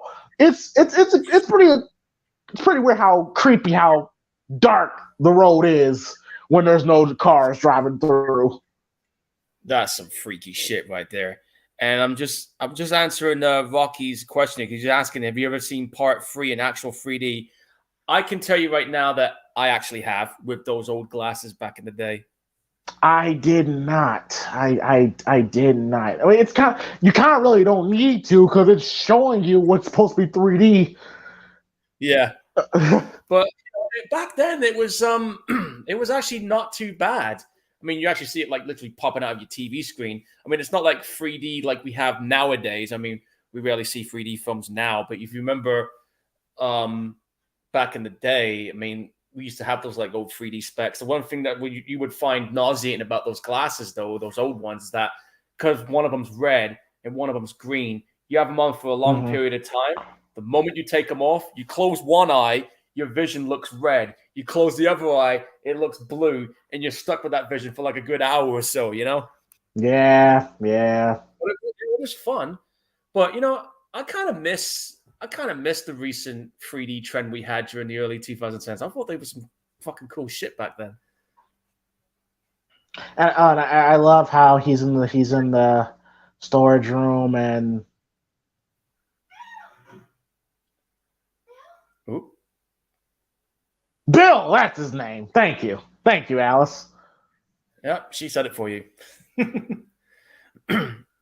But I mean, all right, here's one then. I got a question for you. This was for everybody in the chat as well. What would you say is the best film you've seen in 3D recently? Like the recent 3D movie you saw in the last 10 years. What would be the best representation of a 3D movie? Man, Paul. But this is gonna sound great, but the last 3D movie I ever saw was Fright Night 2011. Oh God, not a lot of 3D in that. All right, for me then, the last 3D movie I saw was Final Destination 5. And the use of 3D in that was fucking amazing. Like, especially the opening credits scene. Do you know that bit when you saw the opening credits where you see the words in glass and there's things fucking crashing right through it?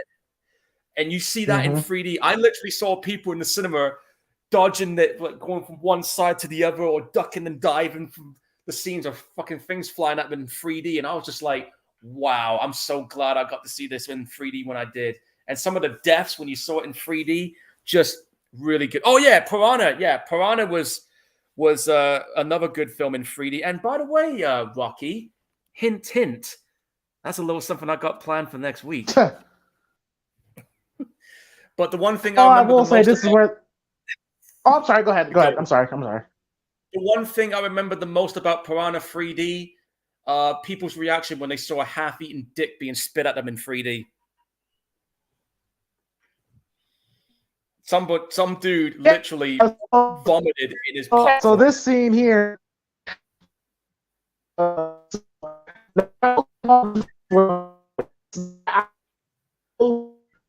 They're.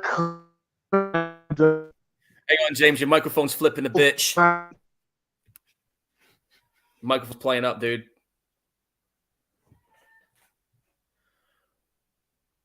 But anyway, while that's all right, I can hear you good now. Go for it.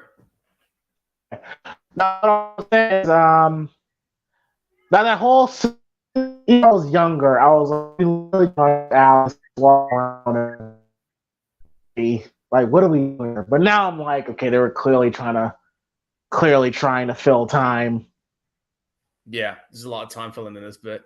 Yeah, there's a lot of time filling. But if I was Sean S. Cunningham and people asked me, or you have, because I remember Arlo, because me and there it is, the reveal. Shit. Oh shit. Oh, that's awesome. She must have really fucking hated that guy. Hated Bill, bro. Like, he got it the worst at everybody.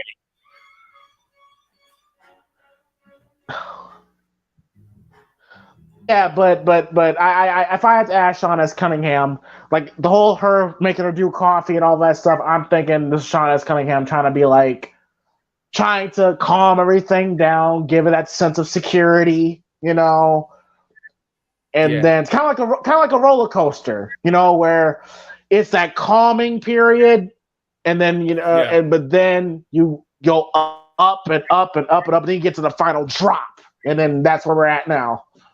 Yep, we're pretty much at that part. I'm just seeing what's. Yeah, now T85 was saying about these HD TVs nowadays. It's literally 3D, just about. Yeah, I mean, like I'm watching the movie right now on a 65-inch Sony OLED 4K, and it just. It's like I'm looking at a big window. That's how good it is. And Rocky here is saying, if you want to go way back, then Creature from the Black Lagoon and the Dial M for Murder in 3D, both 50s movies that use real 3D. Yeah, you can put that in there too. Yeah, like I said, Paul, like they're clearly trying to fill time. Like we're literally.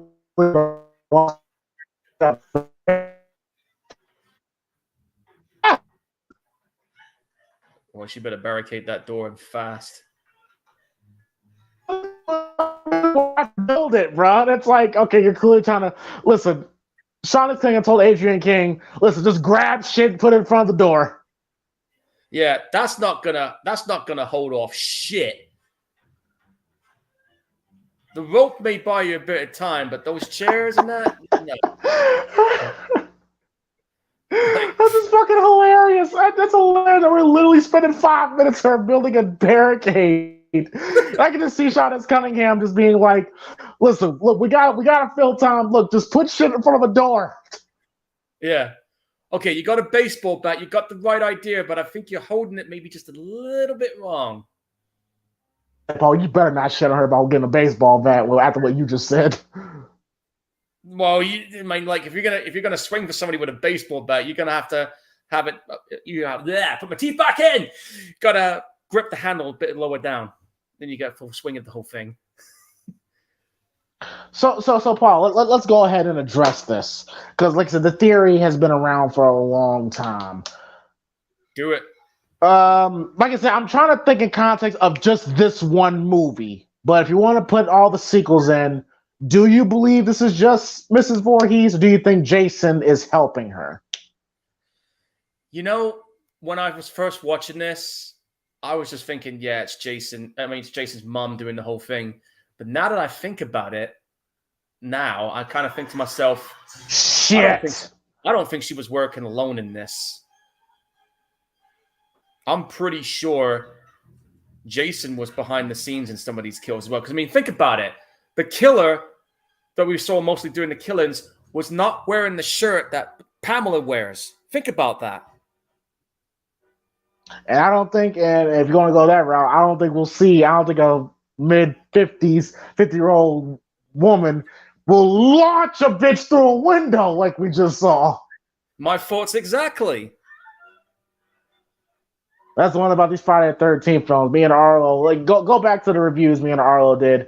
We always know there's always someone getting launched through a fucking window. Every time. Sean S. Cunningham was involved in The Last House on the Left. Yeah, that's a fucking... Yes, he was. I actually have the remake, but I'm going to see if I can get my hands on the original because I want the Here she is. Here she is. And he says he also believes that the first two... Sean S. Cunningham did the House movies. I think he directed the third one as well. There's 4 movies of those in total. Now we get to meet the real star of the movie. Betsy Palmer. Rest in peace to her too. And one of the most creepiest performances in horror movie history. Yep. And it's funny, right? Because I remember her agent and other people gave her shit for being in this movie. They did. It was her that wanted to do this role because she got fucking fed up with playing the same type of roles that she got typecasted in. She wanted to do something. That's not the reason why, Paul. Oh God, what was the reason why? The reason why she did this movie was because she needed money to buy a new car. Oh, that was it? That was it. Yeah, they paid her $10,000 for this movie. I was told that was one of the reasons why she did it was because of what I was trying to say as well. For a new car, and even she thought this movie was a piece of shit. But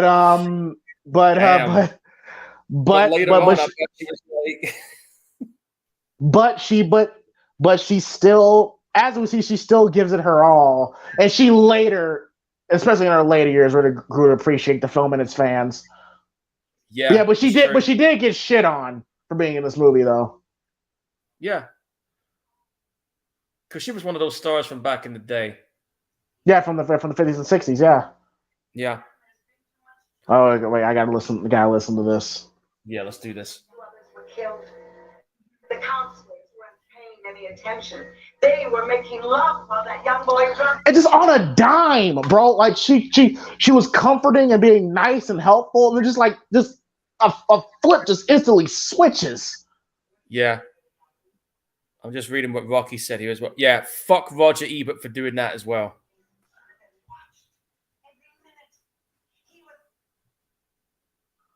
Multiple personality disorder, you could see. Yeah. Oh fuck. Even Alice knows something's wrong. Like, I think we should wait Mr. Christie. Right, you can imagine what I'll be saying. Oh fuck, here we go.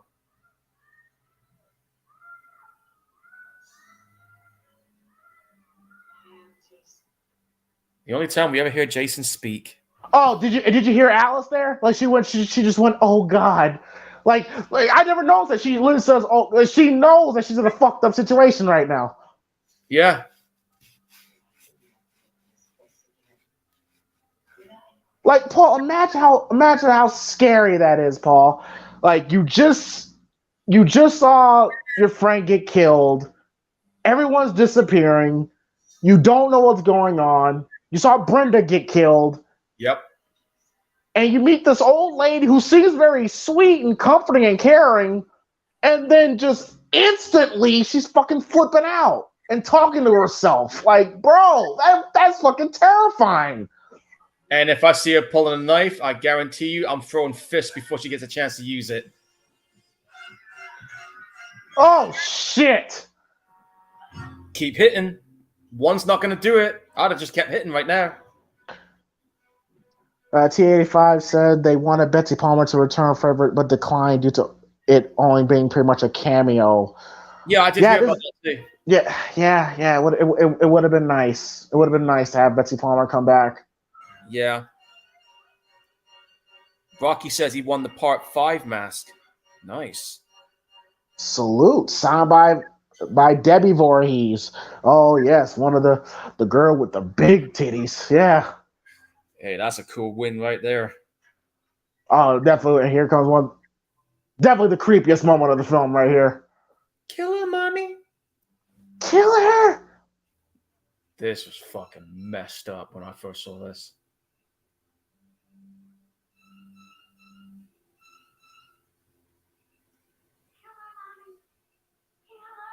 Crazy fucking bitch.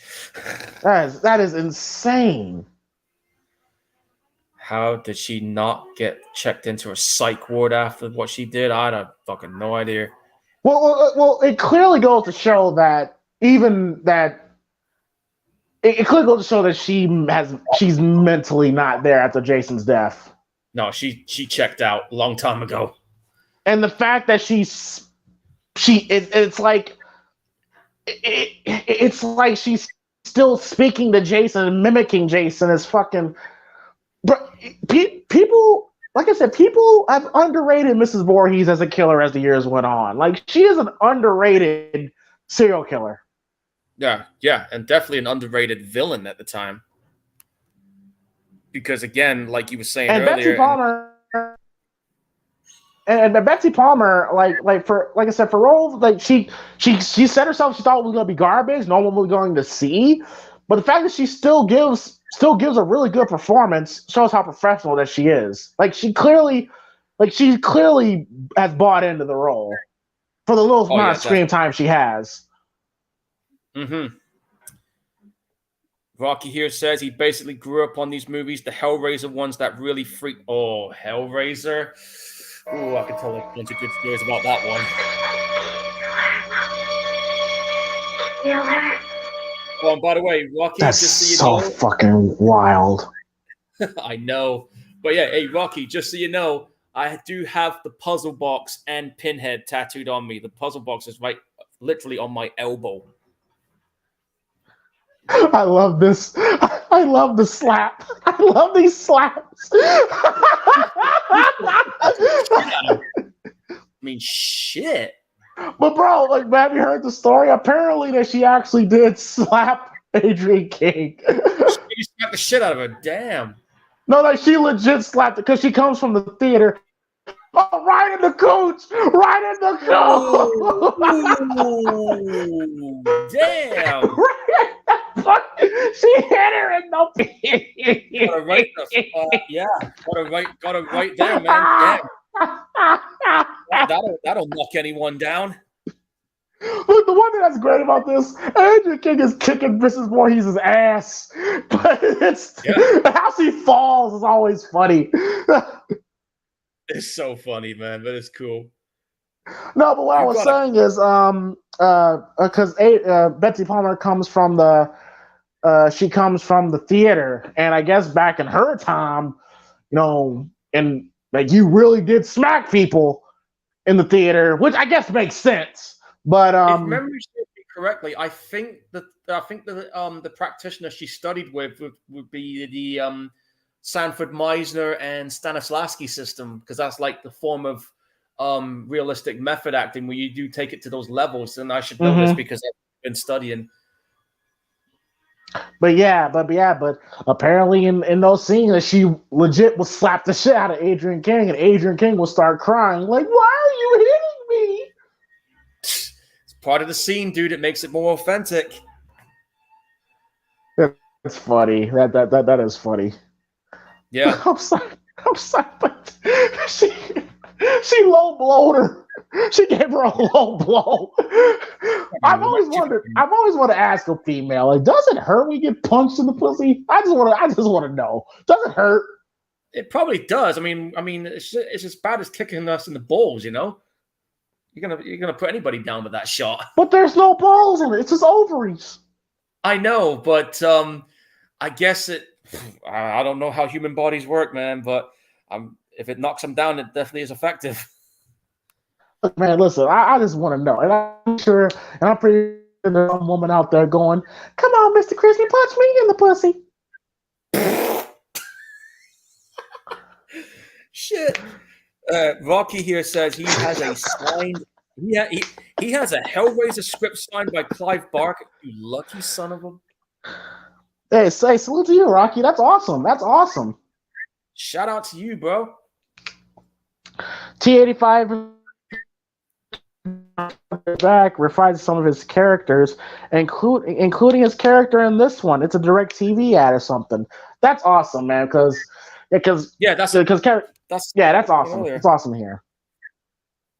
Yeah, Rocky, I did point that out earlier about Kevin Bacon as well. EE, the phone company, is in the UK. And now we see Alice hiding in the kitchen closet, and we hear Mrs. Voorhees. Oh my God! It's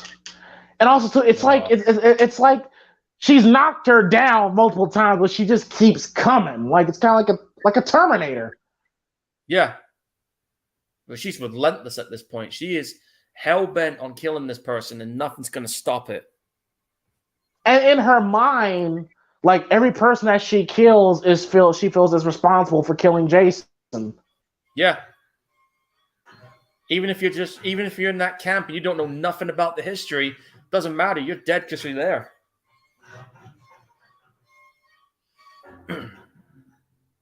Oh shit! That was a creepy look she just gave right there. Yeah, look at that face, man. Yeah, she looks deranged. Jesus.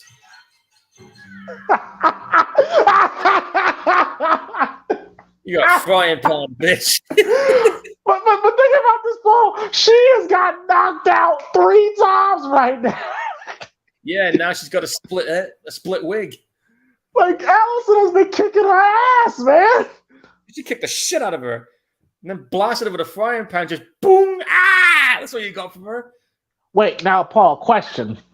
Because how great would that have been if she when she looked through that door she went here. Oh, dude, that would have been great. That would have been fucking great if they did that. Because I think The Shining came out in the same year, did it? Yeah, I think it did.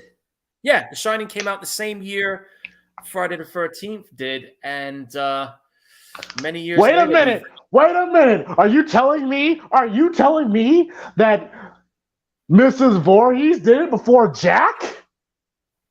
I guess so.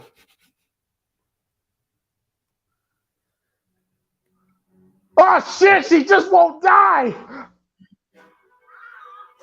Fuck. Now Arlo said that this is like watching a grandma fighting her granddaughter.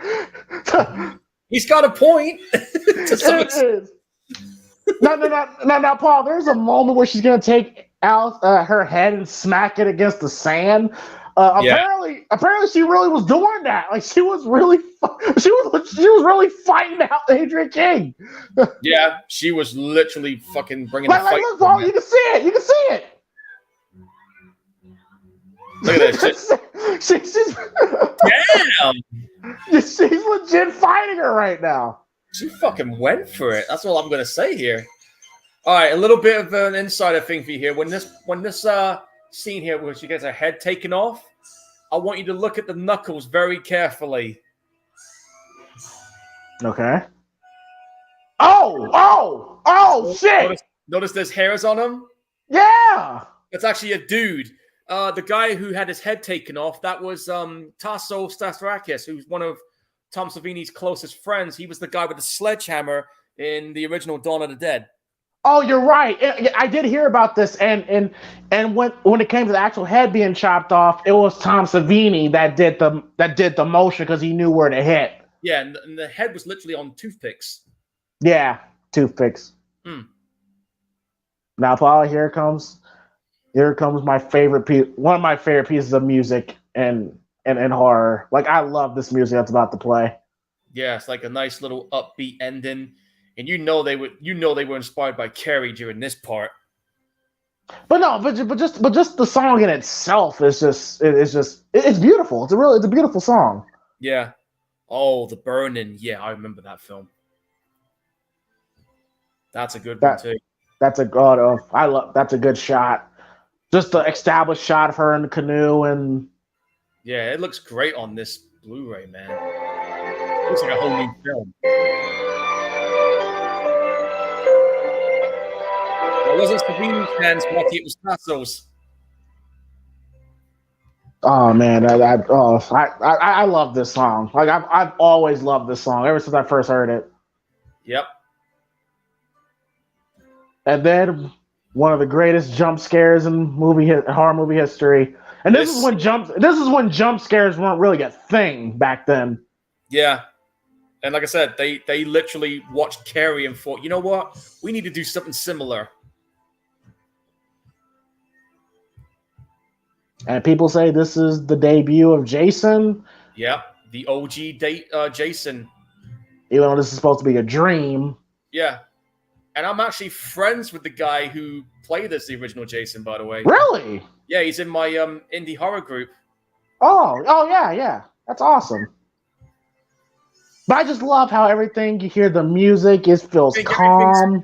Cool. Can you imagine watching this for the first time in the cinema? You're thinking, oh, good, it's all over. And then all of a sudden, woo! This happens. And I bet people were like, holy fuck!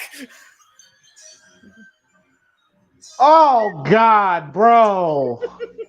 Yeah, I could just imagine 1980 where that scared the shit out of everybody. I would have loved to have been a fly on the wall for that moment. Oh, I would have loved to have been in the movie theater too, bro. Yeah. We had the misfortune of being born after, though. Oh man, that is such a great jump scare. Yeah. And it's built up so beautifully. It was so good how they did it. It was it was perfect. And I love how this movie ends. I love how it ends. Was the ending of part 2 a dream too? Good question. That's a good question. I love part 2, but how they ended was very, very sloppy. Yeah. It was very sloppy. That's true. Oh, I love this. The boy, is he dead too? The boy, Jason. Mm-mm.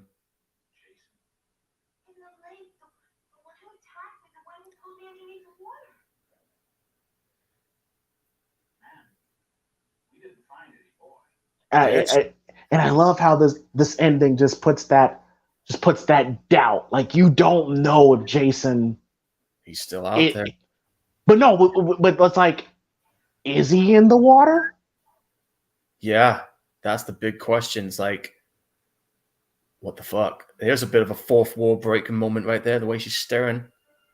And Paul, just look at the lake, and you'll see these little ripples in the water. I see it. It should be coming up here. That beautiful score by Manfredini. You see him? See the ripples? Yep, I see it. And it makes you be like, is that Jason coming to surface? Is it just raindrops? No, I'm betting that's Jason. Because if it was rain, you'd see it more than once. But yeah, but I just love. And then there's that music. Oh, great ending. Oh, man. Great ending. Yeah, I gotta clap that one. Fucking good movie, man. I'm so glad I got to watch this again. It's been a minute. Just give me a second, Paul. I just need to listen to this for a couple seconds. You're good. Go for it. Let it sink in. That's it. I'll Liam win as Jason. That's the guy I'm friends with.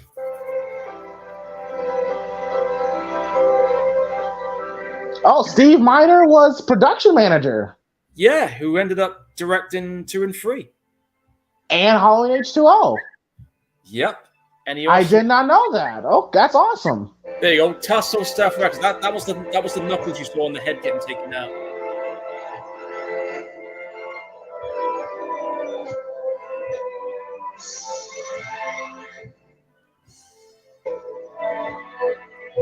I'm sorry. I'm sorry. I just love the end song here, but yeah, that is Friday the 13th, 1980. Oh man, for a movie I haven't seen in a very long time, I enjoy it. Especially when I think what made me enjoy it now than I did before is that I just took Jason out of my mind and took it for what it was, what it's supposed to be, and I had a much better time watching it. Yeah, I did the same too. That was such a good film, man. Yeah, that's right, Philip. Like the ending, it's such an unsettling ending. It gives Jason almost ghostly vibe. Yes, exactly. Which is why I say that ending when we see the lake and we see those ripples, like it just puts that we don't know. Like, is Jason under the water, or it makes you wonder? It makes, and I love endings like that where where you can create the ending. I love endings like that. Lake Placid, I remember that film too. One of the first movies I ever saw in a movie theater, Lake Placid. Yeah, good film. The original movie was great, but those sequels were just... They made sequels? Yeah, they did about 5 of them. Oh, Jesus Christ. And I think 3 and 4 had Robert Englund in them at one point. Fuck. But I mean, yeah, but okay if you want cheesy movies, but just be warned. Oh, Steve Miner did do Lake. Yeah, he did do Lake. Yeah, he did do Lake Placid. Yeah, you're right. Steve Miner also directed the first of 2 remakes that Day of the Dead had, the 2008 one. Yeah, Steve Miner, an underrated horror director for sure. Yes. But yeah, Paul. Now I'm gonna tell you, because I said this is how I would have brought Mrs. Voorhees in. Now that's one of the critiques I had about this film. Now, don't get me wrong, this movie's not perfect. No. But I think what I would have done, so that way it's not so obvious that Mrs. Voorhees is the killer. Yeah. I would have done a situation where we go to the camp and we see Mrs. Voorhees, working with Christy and whatsoever, and then do a situation where Annie, because what was Annie's job for the camp? Did you catch it, Paul? No, I completely missed that bit, but she was the cook. Yeah, that's right. She was a cook. My bad. Well, what was Mrs. Voorhees? She was a cook. She was a cook, right? So I would have done where you have Mrs. Voorhees kill Annie, of course, but then you have Mr. Christie be like, "Hey, where's Annie? Like she's supposed to be here whatsoever." And then Mrs. Voorhees, who's already there, who we've already seen, who's helping out, she's like, "Well, hey, I mean, look, I can help out for a couple of weeks till you find another one whatsoever, right?" You had her as the cook, yeah. Yeah, you could have her be as like the temporary cook whatsoever. Yeah, that would have worked. Yeah, so that way you could have brought her into the story, so that way it's not so obvious. That way when we do see Mrs. Voorhees, it's more of a shock because this sweet, kind, nice old lady is the killer. It'll be more effective that way. Yeah, that's right. That's how I would have done it. Yeah, I would have done it that way too. I don't know why they didn't think about that at the time, but if we had a time machine to go back in time, I would have definitely said, "Hey, look, you should have done it this way." Yes, because like I said, Paul, like even when I first watched the film, I'm like, "Oh, she's the killer." Because you just don't bring a brand new character into the movie and there's only 15 minutes left. Like, yeah. But I guess, again, at the time, nobody knew how to do these type of movies back then. It was all experimental. So it was a case of trial and error. And I guess whoever was inspired by that movie later on went on to do it differently. I mean, look at Scream. Rocky says the first Friday the 13th has grown to be one of my favorites. I don't mind how it takes its time going along. I really dig the atmosphere. Oh yeah. Thank you, Rocky. Because I'm about to ask Paul, because you know how we normally do it. Positives, negatives, All right. favorite kill, and your overall movie. All right. Well, it's been nearly 7 years since I last saw Friday the 13th original. That's how long it's been. I really enjoyed this film. I mean, seeing it again with a fresh pair of eyes, it definitely brought back the vibes of what I had when I first saw Friday the 13th during the mid 90s. And I just really enjoyed how this film was. I mean, the movie was fun. The characters were likable, very believable. The atmosphere was just fucking top notch. Those nighttime scenes really did feel like genuine, unsettling, dark as shit night. You know what I mean? So that was some of the positives about this. I like the kills. They were some pretty good inventive ones for its time back then. No one saw anything like this back then. My favorite kill, it's a coin toss between Kevin Bacon's death and the one we got on the thumbnail, because both those kills were just great. But I'm probably gonna say the hatchet in the face, because the effect on that looks really good. And I would say the spear would come second, because it just felt sadistic and bloody. That was like the bloodiest bit in the film, if you think about it. It was.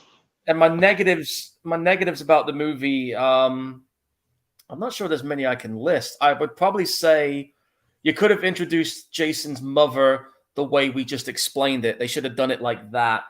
And I think the other negative I might have had with it is this is just me from a personal standpoint, but I would have loved to have seen maybe a little bit more in what we got in the film. I mean, don't get me wrong, the film was good and we had a decent enough running time for it.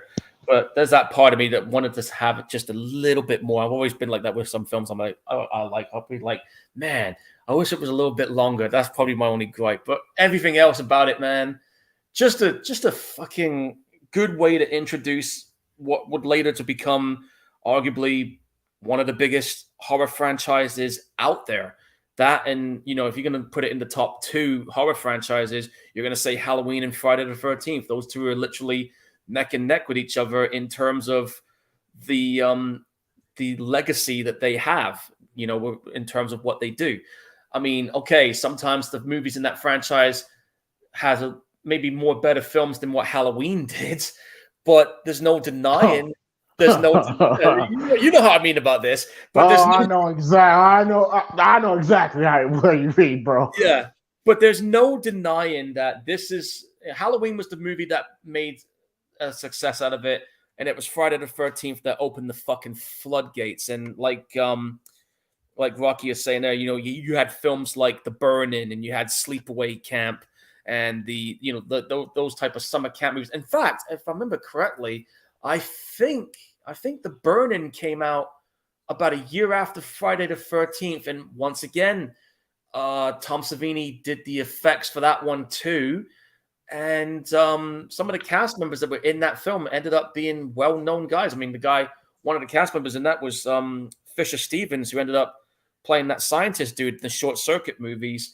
But the one thing I will say about the film that might be a bit off-putting for some people, it was actually the first movie that Harvey Weinstein produced.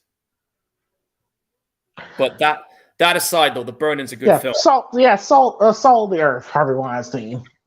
Yeah. Yeah, I hear you're such a great guy. Right. But no, the first that Burn-In movie is actually pretty cool. It's very slow burning, but when the kills get in, it's like, oof, nasty shit. But anyway, I'm beating off the track here. Friday the 13th movie, the first one, undeniably a classic. And I don't give a shit what anyone says. You know, critics can say whatever the fuck they want about it. I'm looking at you, Roger Ebert. Fuck you. I don't care if you're dead. But you know, that's the thing I gotta point out there with critics. The professional critics that always shit on it, they never truly understand why people like us still talk about these movies to this day, because those movies leave a lasting impact and have, you know, just left a huge legacy in terms of cultural iconic status. And well. To be fair, Paul, let's be honest. Let's be real. Okay, in the '80s, especially when this movie was made, horror yeah, films was viewed like trash cinema. yeah, Like it for some actors, it was viewed one step above pornography. yeah, Like it was not revered then as it is now. yeah. And I mean, it's crazy how times do that for films. Like you get these people saying about nobody's going to talk about these movies, and yet here we are 40 years later, and we are. And the ones Even Betsy Palmer said it. yeah, and the movies they praise, are people talking about them now? Didn't think so. But anyway, I'm gonna give this movie. I'm gonna give it 8 out of 10 because it was a solid introduction to the franchise we ended up getting. Well, for me, for my positives, hey, just go and get it out the way. Betsy Palmer as Mrs. Voorhees. She's the biggest positive in the movie. Um, Definitely the more interesting character in the film for sure. Um, but yeah, I thought she just gives a really, really creepy, disturbing performance as a mother who who is grief stricken about her son. Now, is Jason like alive or dead? Like we don't know. Like I said, that's why I love that ending so much. It gives that makes you think. Like, is he under the water? Is he alive or is he dead? Like we don't know. Yeah, you Um, never get that answer at the end of it.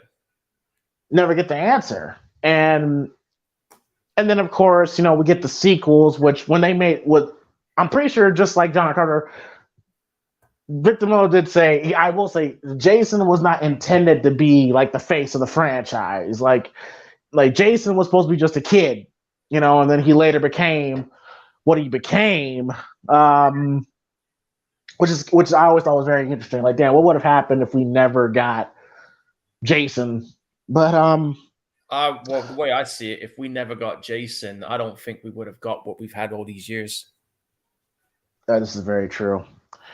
And to break it down, Texas Chainsaw Massacre, Black Christmas, uh, gave us the blueprint. Yep. Halloween was the foundation, Mm-hmm. and Friday the 13th is the end result of what we got. And all these other horror films are like just off the back of Friday the 13th.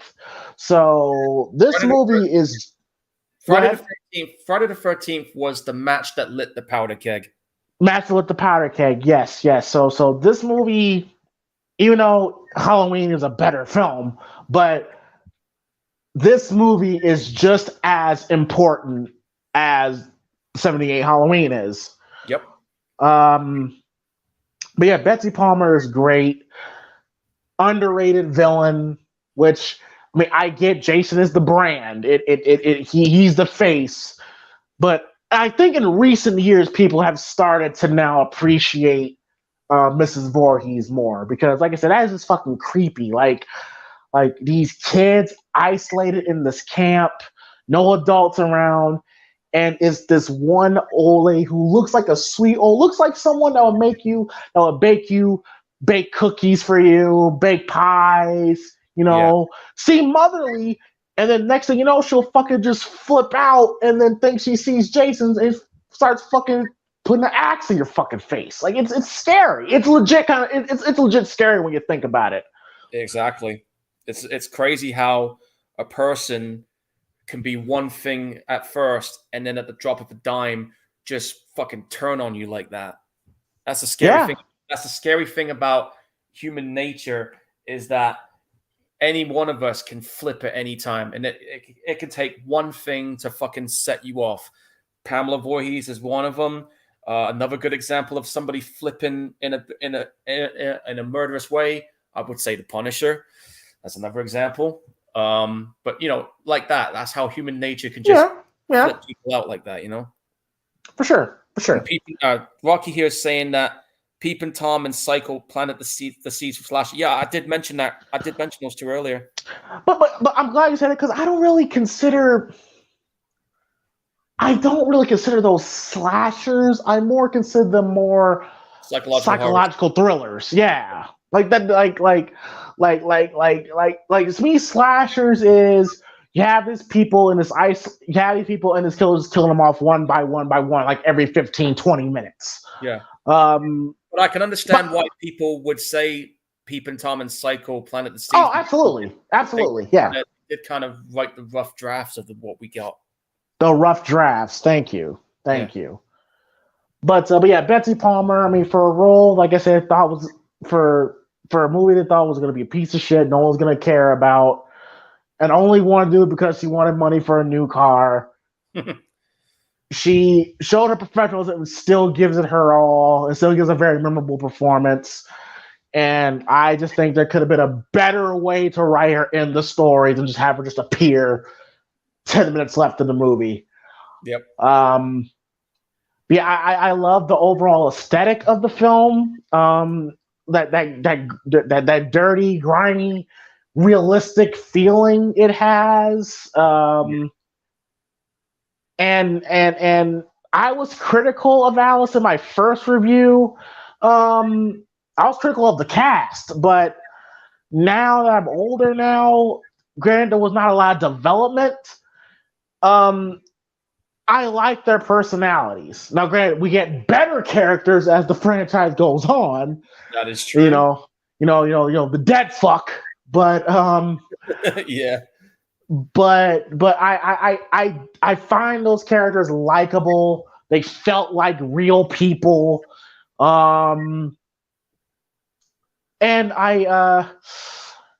of course the score by Harry Manfredini, which we later continue to give us great scores, really makes the movie unsettling, unnerving, and creepy at times. As far as negatives, like I said, I was not the biggest fan. Like, they could have handled the murder mystery thing a little bit better. Oh, and another positive, the gore. Like the gore. Like it still holds up this very day. It still holds up. Like, still looks good. Yep. Yeah, the negatives. Like there were too many moments in the movie when they were just killing time. Like the scene with Alice playing the guitar and making coffee and all that stuff. Or her trying to barricade the door. Her trying to barricade the door, only to just we see her barricade the door, but then we see her just dismantle the barricade and go back outside to meet Mrs. Voorhees. Like, so what was the point of that? Yeah. Like, there could have been better ways to fill time. Maybe a little bit more. Like, the only development we kind of got was Marcy when she told about the dream that she had. Yeah. I think that was the only interesting thing that one of those characters had. Yeah, that's really it. That she has creepy ass dreams, which, if I'm Kevin Bacon, it's a little bit of a red flag. But the titties, though. But yeah, they could have done a better job at developing, but it didn't kill the film for me. No. I liked Crazy Ralph, even though I knew Crazy Ralph was not the killer because that would have been too obvious. Yeah, that would have been like instant giveaway. Yeah. And favorite kill? I think I'm right there. And shout out to Rocky, who says that we can't forget about Annie's death scene. This is true, but I think I may have to go. I may have to give the edge to Kevin Bacon with the arrow through the throat or through the chest. Just how it was built up was really good. Because like I said, I cannot imagine how scary that would be. Where you're lying in bed and you feel this blood, and right when you realize like what the fuck, this person is under the bed just grabbing you and putting oh god, that'd be fucking I can't imagine how scary that would be. It's not a pleasant way to go either, because you're not going to die quickly on that either. Oh no, no. Whereas an axe to the face is like, you're done. That's it, dead. With that, you're gonna be bleeding out pretty bad. Oh yeah. But just the shot of her getting the axe, of like the shot here is just fuck. It was filmed in 1979. It still looks fairly realistic. Yeah. And yes, Rocky, they did kill a guy's actual pet snake, man. If that was my pet snake, I'd be like, you just killed my snake, bro. What the fuck? Yeah, I think there's more things to worry about than an actual snake being killed. But like, I'm just one of the people that people crap me about that. Like, oh, that's fucked. They killed a real snake. I'm like, who cares? Like, but we've seen worse. Yeah, we've seen a lot worse. Like, oh, don't get me started. But yeah, overall, though, I mean, granted, it's not my favorite Friday the 13th film. My favorite is Part 4. I can tell you right now, one of the reasons I like Part 4, it's definitely one of the more violent ones. One of the more violent ones, and in my opinion, the scariest Jason. Yeah, I think we need shout out to Ted White, who I think is still alive. Let me just check on that. Hold on, I'll find out for you. But yeah, while you look, I think we need to watch Part 4 at some point. We got to get around to that one. Oh, we definitely will. We definitely will, for sure. All right, Ted White, where are you at? I'm just on the Wikipedia page right now. Ted White as Jason. Yeah, he's still around. He's 96. Tough bastard. But yeah, Ted. People give Kane Hodder the nod, which I understand. Kane Hodder is revered, but I always said, to me, the best Jason was Ted White. Oh yeah, Ted White was just, man, he was fucking. He was scary as hell. He was scary as Jason. He was scary as hell as Jason. He was a pissed off Jason, because let's face it, you'd be pissed off too if you had a bloody axe put for your face. Anybody would be pissed off, man. Yeah. But yeah, Part 4 is my favorite. This is definitely this. I got to think about my ranking. It's definitely more in the middle of the road for me, but I do appreciate what this movie has done. I do appreciate what this movie has done for the slasher genre, and yeah, this movie is a classic. It absolutely is a classic. Where this movie, I would say a solid 7. It's a solid 7. Rocky says Part 5 is climbing up the ranks from so sleazy, entertaining, right, hilarious. Yeah. Well,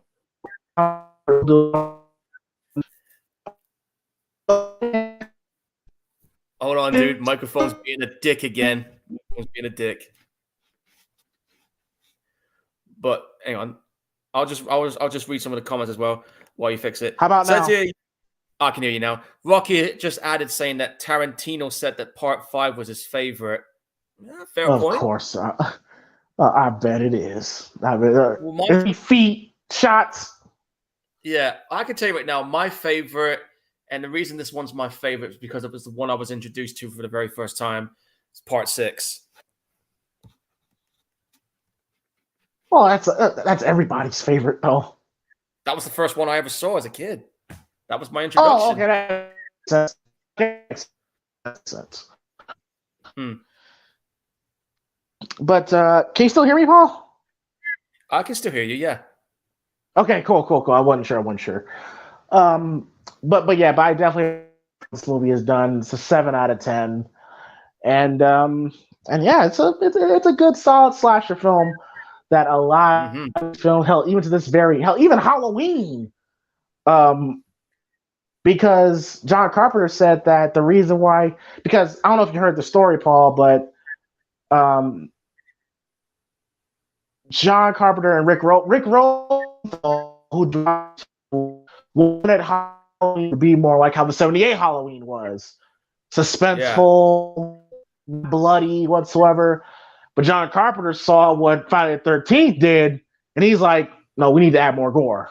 So Friday the 13th Friday the 13th put some pressure on Halloween. Yeah, it did, and that's why when Part 2 of Halloween showed up, they upped the ante on the gore.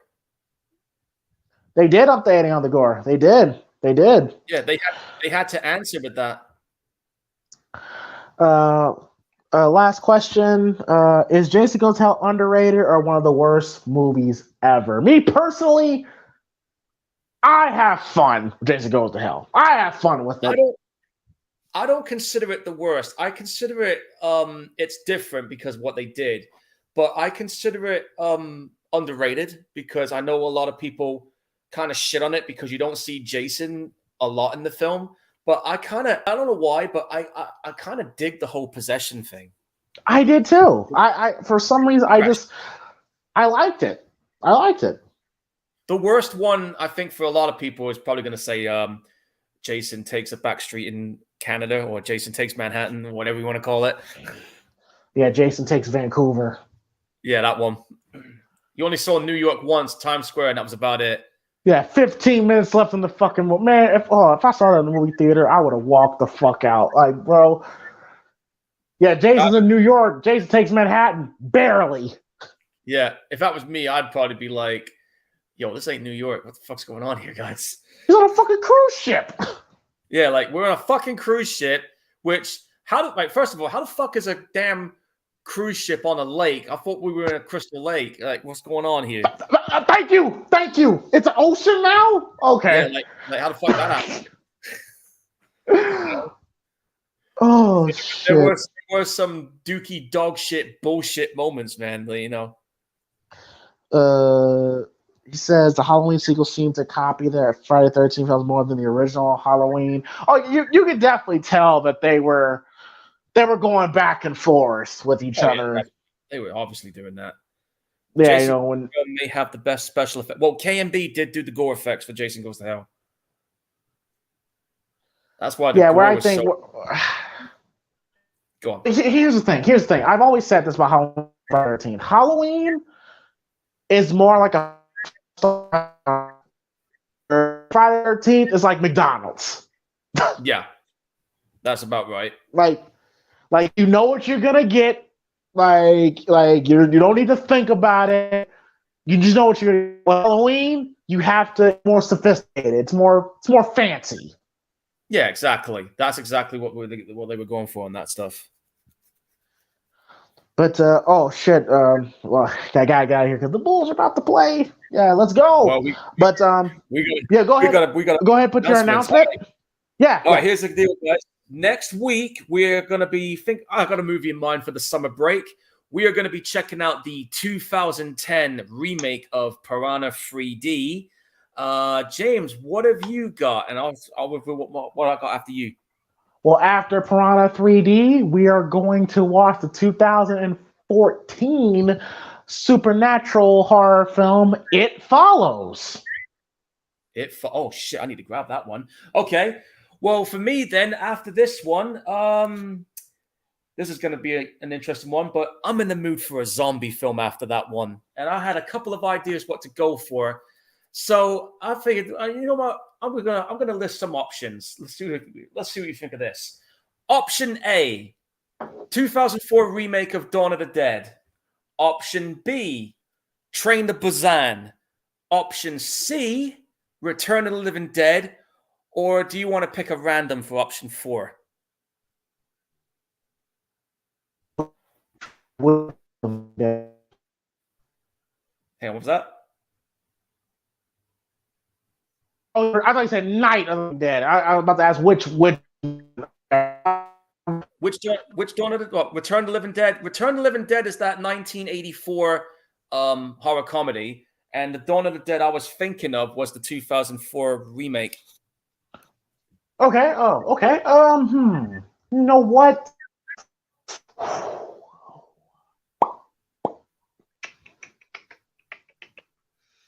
You know what? Let's go with. Is Night of the Living Dead the one with that one chick?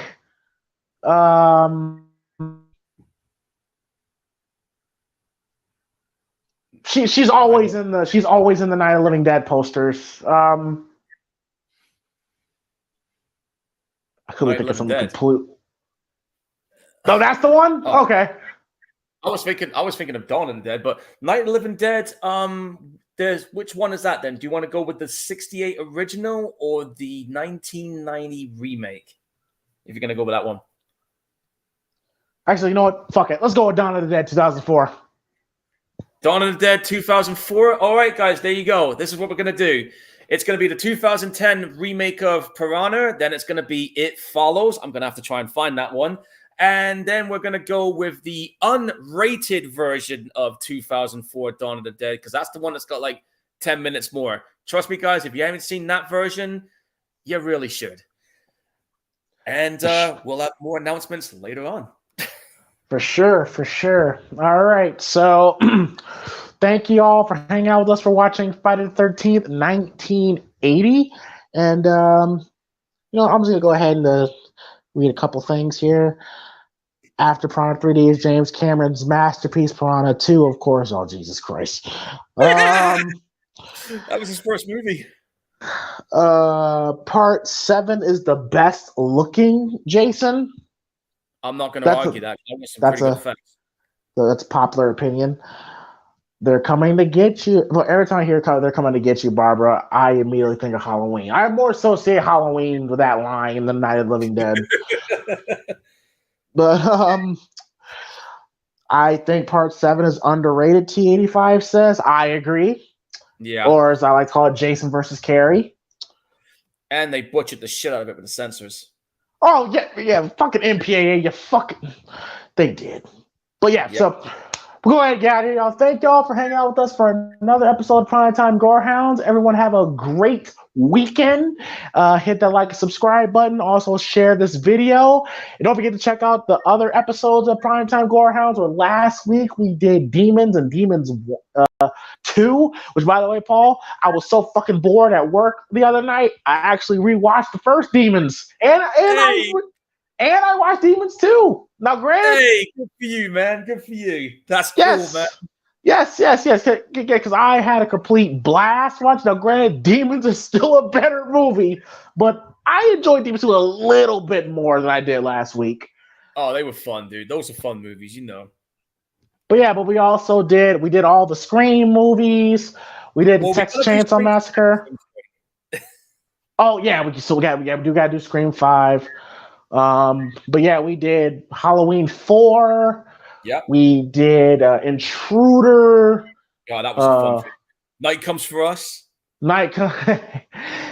Yeah. Night Comes for Us.